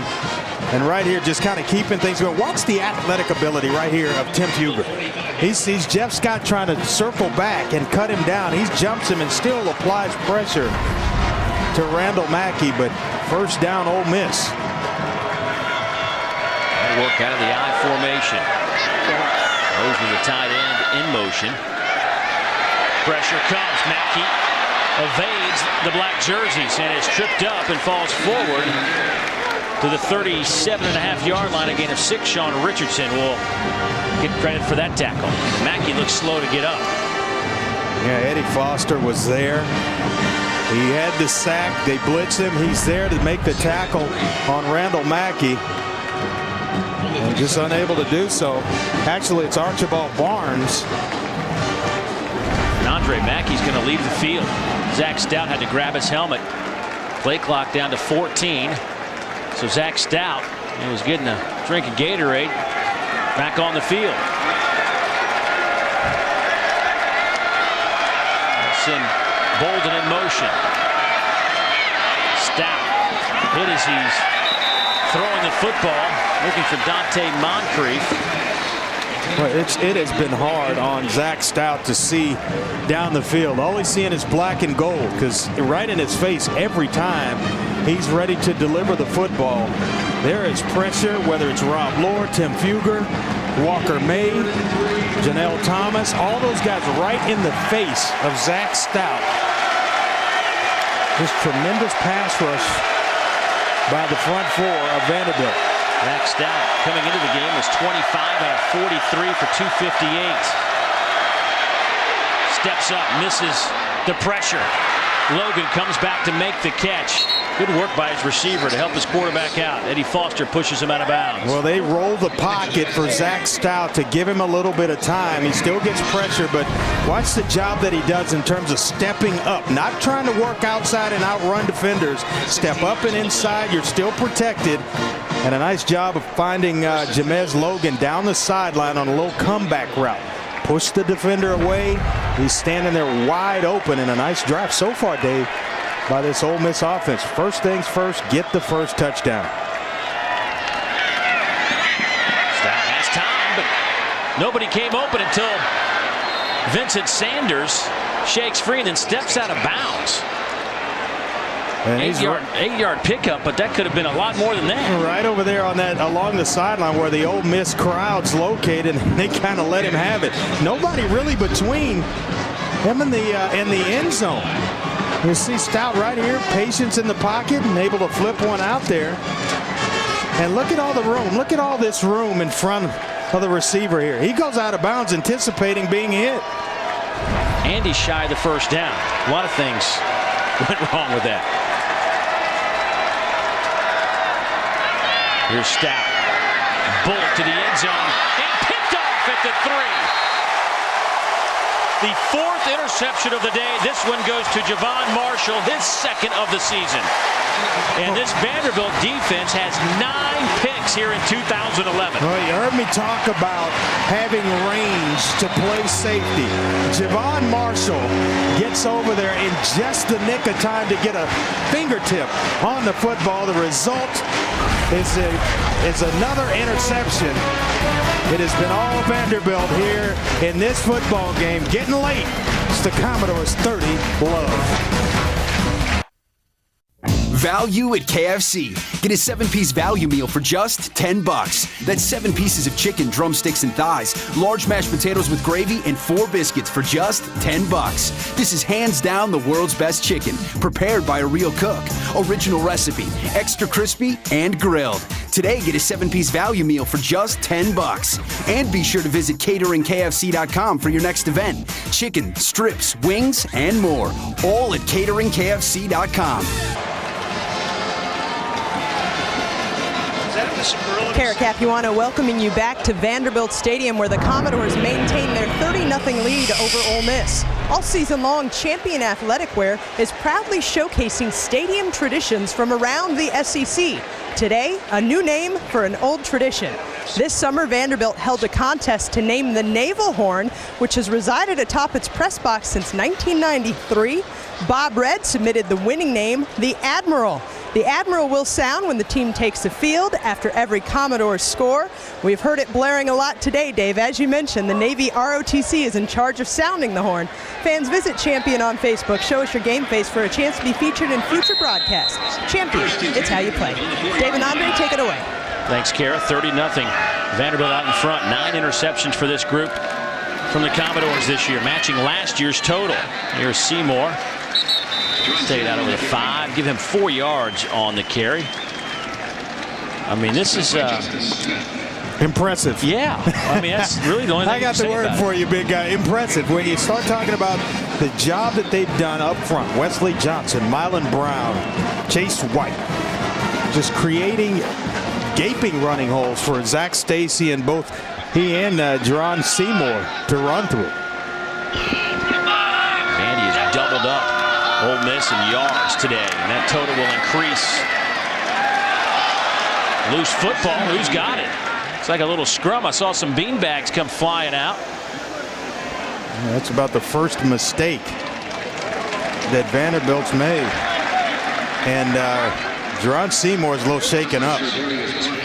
Yeah, he is a little droggy right now.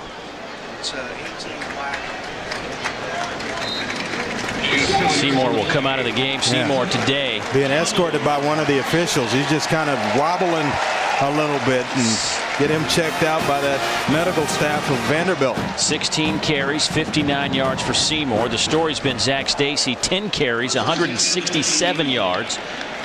Guess who's in the ball game? The man of 167 yards. He'll be the single setback on 1st down and 10. Around. Udamuma picked up a couple of yards when he should have lost about 4. Uriah Grant finally brings down Udamuma, the senior out of Fort Valley, Georgia. Young man born in Nigeria, getting this Vanderbilt education. His dad a teacher at Fort Valley State. Well, that's where the speed factor really comes in, and really a lot of missed tackles by this Ole Miss defense. They've had some guys wrapped up, should have been tackle behind the line of scrimmage as you mentioned, and all of a sudden it turns into a 2-yard, 1-yard gain.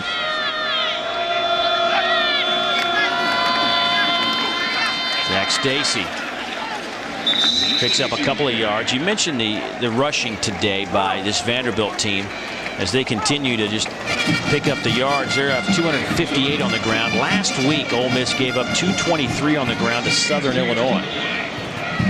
Yeah, they came in giving up 157 on the ground. That had them ranked 80th overall in college football. And that's just a tough way, and that total's going to be a little bit higher once this one's over. Look at the rushing yards today, 102 in the first half, and have improved on it here in the second half. Near side, Zach Stacy out of the 20 to the 21.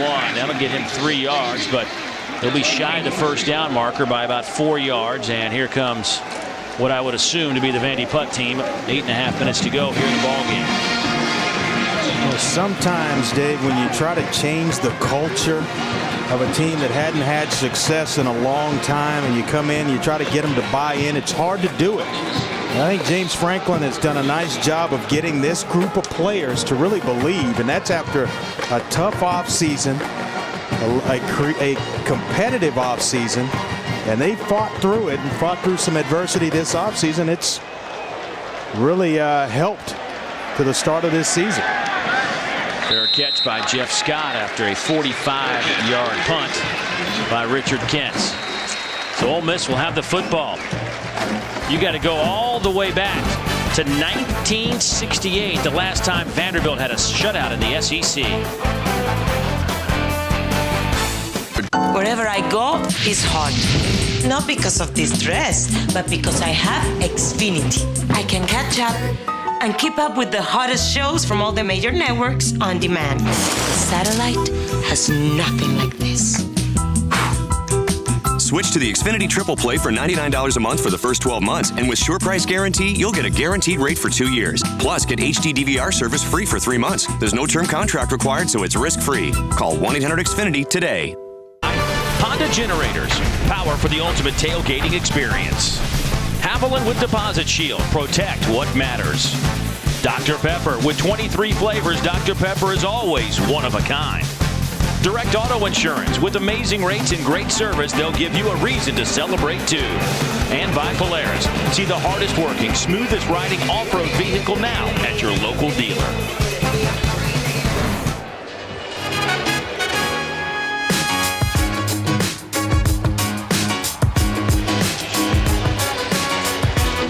And now our Direct Auto Insurance celebration of the game. With amazing rates and great service, they'll give you a reason to celebrate too. James Franklin been bouncing around all day. Yeah, and that's Kyle Fisher celebrating with Herb Hand, the offensive line coach. His son had a birthday yesterday. Wanted me to wish his son happy birthday. Herb came over from Tulsa. Good football coach. The only holdover from last year's staff. Here's a pass caught by the tight end, Furbia Allen, to the 42-yard line. Gain of 8. Tristan Strong with the tackle. And he's a big tight end, big, good-looking athlete at 6'3", 250 pounds. A lot of upside to Furbia Allen.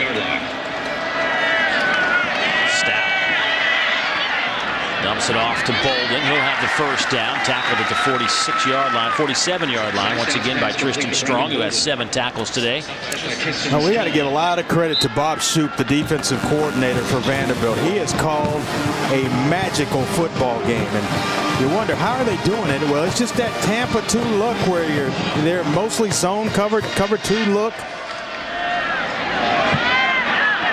Here's Jeff Scott.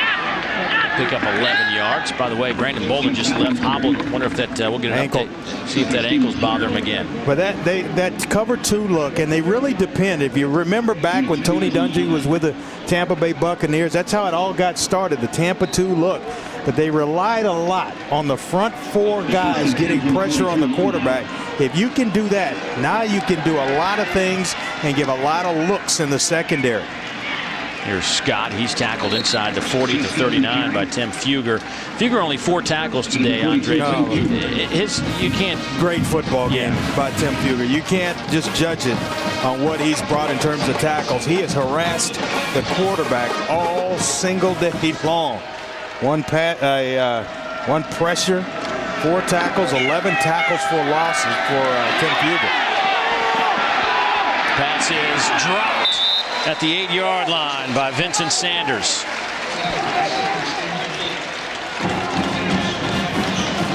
And Eddie Foster is there in coverage, who returned a pick 6 last year against Ole Miss. Picked off a pass and took it to the house last season. Now you're looking at 3rd down. 3rd and 7.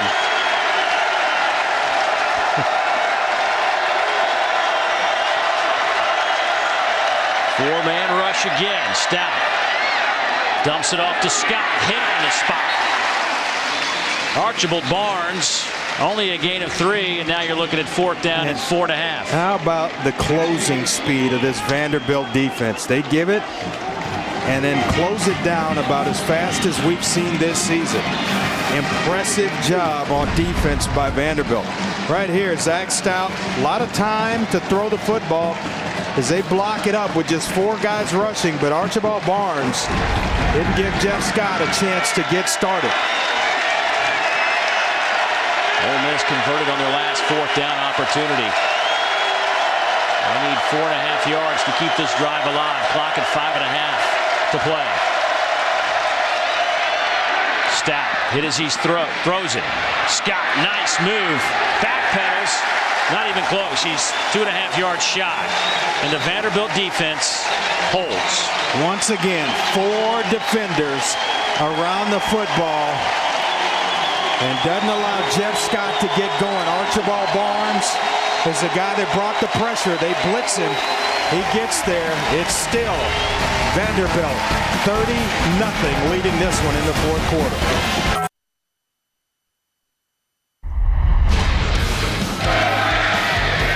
You're looking at Zach Stacy, who has exhibited the right stuff today, and because of that, he's our player of the game, brought to you by Academy Sports and Outdoors. Right stuff, low prices every day. He's just been he's been awesome. Yeah, he really has, and I'm amazed at the touchdown run right here that he had, the long touchdown run. Then he had the energy to come to the sideline, jump and chest bump as if it were a walk in the park. Nothing to it.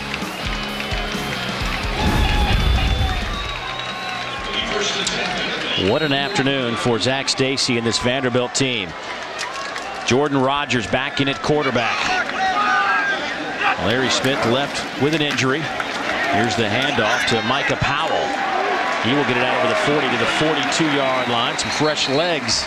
Severius Bryant, the true freshman, in on the tackle along with Ralph Williams. That's a gain of 7 for Powell, the junior out of Tarpon Springs, Florida. Turn it over to some of the reserves and start to build some depth.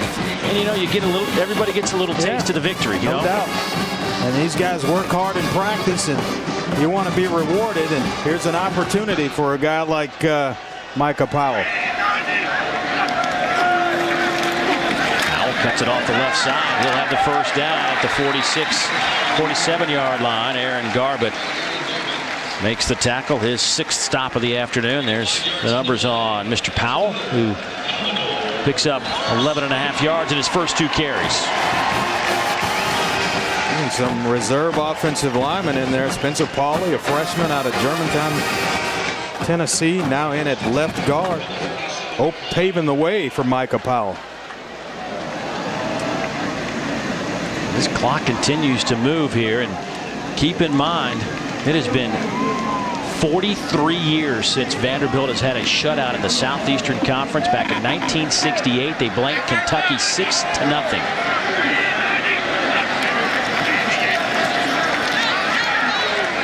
To midfield goes Powell. That's 3 yards. If their last shutout was 2 years ago, 2009, they beat Western Kentucky 45-0. But in the SEC, 1968.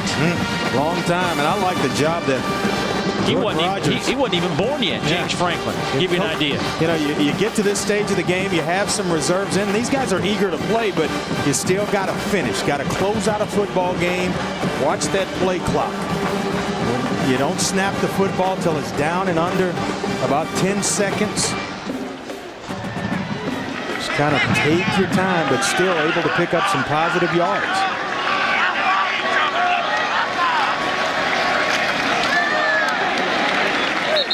Gets a couple of yards. Frustration.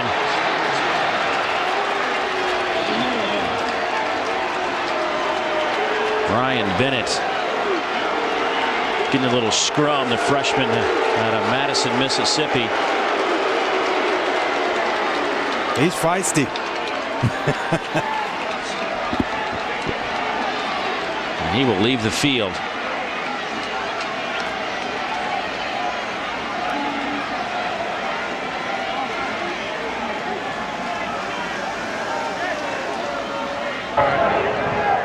After the play was over, personal foul, unnecessary roughness on the defense, personal foul, unnecessary roughness on the offense.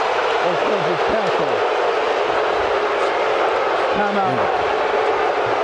I'm in agreement with James Franklin here. His guy was on the bad end of that, and I don't know how you call it both ways, to be quite honest. And even though you have a 30-0 lead, you still got a coach. And he's doing it till the clock hits 0.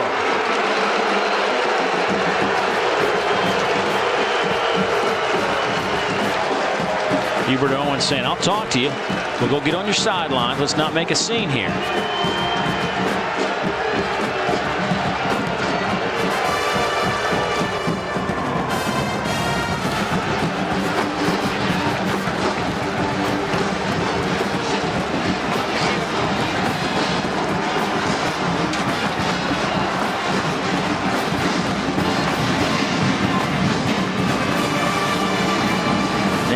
Franklin saying my guy was just trying to get their guy off of him. And he said, what would you do if you were on your back and a guy's mauling you to death? You would try to get him off of you as well. And let's take a look at it. This is the bottom of the pile. You're going to see Brian Bennett right here. It just kind of keeps it going. And right here, you got to try to get the guy off you. He's mauling you, knees in your face mask. Yeah, I'm wholeheartedly behind James Franklin on that one. Yeah, I agree totally.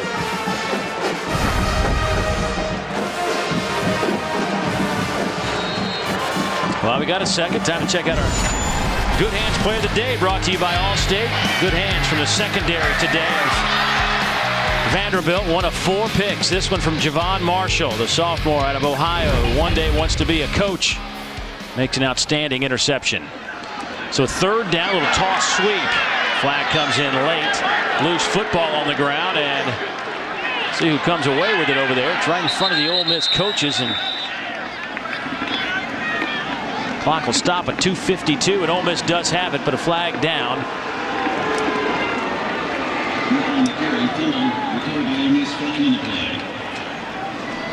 Getting a little bit sloppy here at the end. Holding, number 60 on the offense. That penalty is declined. The result of the play is a first down. Ole Miss. James Franklin not too happy about that turnover, and not a good way to get some more carries for Micah Powell. Talking to Michael Powell about holding on to the football. You're trying to close it out late, giving you some playing time. Hold on to it. Wrap it up, big fella. So now the question becomes, can Ole Miss can Vanderbilt hold Ole Miss here and get their first shutout in 43 years in the SEC? Gain of 1, Philander Moore. Right. They have played football here with just 2.5 minutes left, as if it were the start of the football game defensively. Still flying around, still making plays, and then the open field tackles, Dave, that they're able to make has been unbelievable. Deep down the field, pass is caught. Dante Moncrief will take it in for the touchdown. 47 yards, and Ole Miss is on the board, and you can erase all those shutout numbers I just mentioned. All that 1968 stuff in one fell swoop, and that's the disappointment, giving up a big play late in the football game.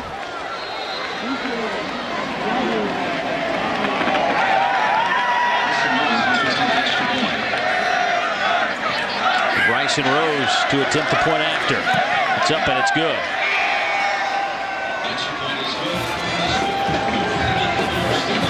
Ole Miss on the board. It took a long time. Almost 58 minutes. 30-7. Vandy out in front.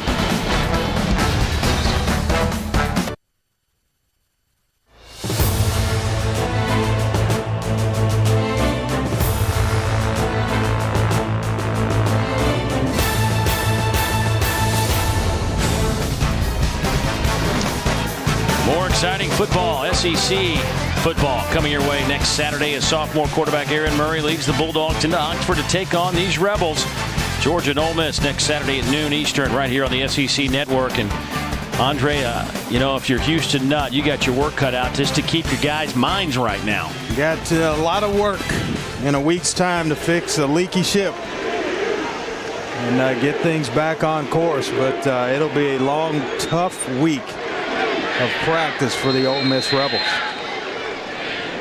I think first thing you got to do is go back and look at that offensive line. Yeah, there may be some changes up front by the time we get to Oxford. Onside kick. Recovered nicely by Vanderbilt. Hakeem Dunham, receiver, comes away with the football. Today's Nissan Heisman Moment takes a look at last year's winner from the SEC, Auburn's Cam Newton. Boy, what a show he put on in his one and only season with the Auburn Tigers. Of course, had that great comeback against Alabama, and then in the SEC title game, led the Tigers to that 56-17 victory, and then off to the national championship game, won the Heisman Trophy, joining Pat Selwyn, Bo Jackson. Won a national championship on a junior college level, then Very next year, won a national championship at Auburn and the Heisman Trophy. How about last week? And then put on quite a performance last Sunday.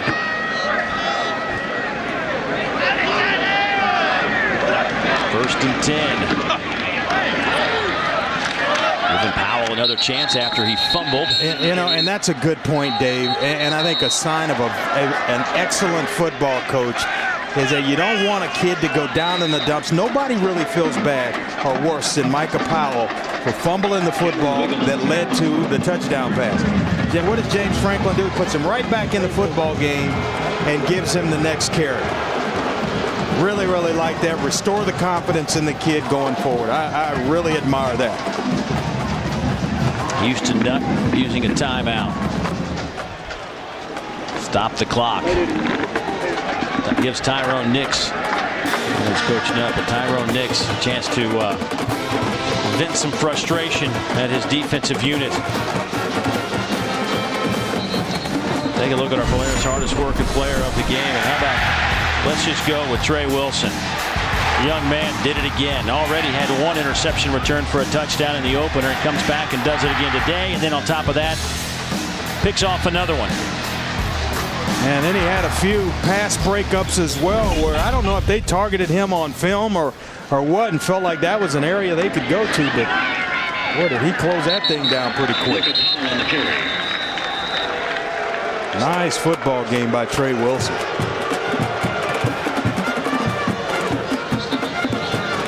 So third down coming up, and Ole Miss uses their final timeout.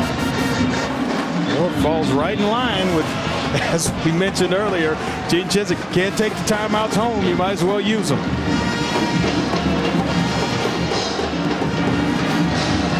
If you walk out of here, what is your most? What's the most impressive thing about what you saw from Vanderbilt today? Well, the play of both lines. I think the difference in the football game certainly was the defensive line able to get pressure. Even when they brought blitzes, they got there, but they were harassing the quarterback with just a four-man rush, and then the offensive line really taking over from the second quarter on. You got to be encouraged when you get great line play from both sides of the football. There's Powell. He needed to get to the 34, and he will be shy of that. That'll bring up a fourth down situation.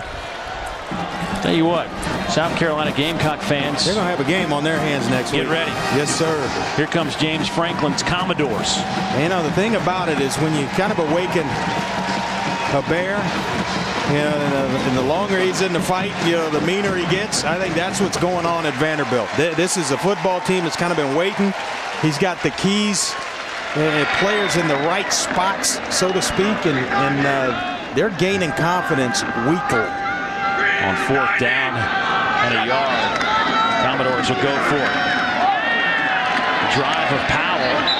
He needed to get to the 34. The spot is going to be just. It might be just shy. Cedarius Bryant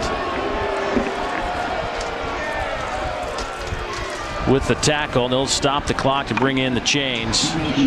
But regardless, no timeouts left for this Ole Miss team with 1:05, even if they do get the football. James Franklin would like to just get out of here without anybody getting hurt. Yeah. Been a clean football game, most of it. And in the last 2 minutes, 15 seconds, it's gotten a little rough. Larry Smith left the game for Vanderbilt with an injury here in midway through the fourth quarter. And that'll be shy of the first down by a few inches. So Ole Miss will bring their offense back out. This South Carolina team hasn't thrown the ball around as well as people might have expected. They're looking for that number 2 receiver with Alshon Jeffrey being number 1. And they're going to face a pass defense here that's pretty impressive. Well, it's a little different animal because of a guy in the backfield, number 21, Marcus Lattimore. And that'll cut down your passing numbers right there because he's going to get 25, 30 carries a game. Ole Miss trying to set up the screen. Didn't work because Walker May was there. Loss of 4. Well, a lot of guys, he sniffs it out. And as a defensive end, you kind of feel that left tackle let you go a little bit easier than most downs. You know, it's a screen or a draw play. It's a 3-yard second and 13 from the 31. Going up top. That is the 5th interception of the day for Vanderbilt secondary. Wow. Give that one to Eddie Foster. They're all getting a little taste. Let me tell you this. It's the end of the game, and you know that going forward to next week, and this one's kind of over, and you've thrown another one, and a quarterback's head, that sits in there. 5 interceptions in a football game, that's tough to overcome for a young man. 10 picks on the season now for Vanderbilt. Just trying to make something happen, and it's as though Vanderbilt had the Ole Miss playbook. I mean, they're running better routes to the football than the receivers.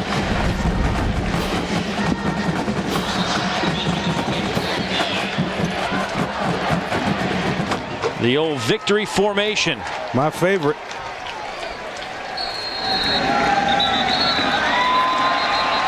Except you got to snap the ball. Doesn't work. First things first, right? Number 11, 5 yards, second down. Ole Miss has coughed it up 5 times today. 10 interceptions on the season. Bettering last year by 1, and Vandy in the turnover margin now +7 this year through 3 games. Yeah, came in at +4, and they built on that. You're going to win a lot of football games if you win that stat alone. You get more turnovers than the opponent, and you're going to be on the plus side of the win column. How about this? You got to go back to 1943 to find a Vanderbilt coach to win his first 3 games. E.H. Haley. James Franklin's club held Ole Miss to 234 yards of offense on 62 plays, 85 on the ground. Some questions to be answered for this Ole Miss team as they head back to Oxford. Meanwhile, Vanderbilt will celebrate this one and head to South Carolina. You ready for this? Undefeated, folks.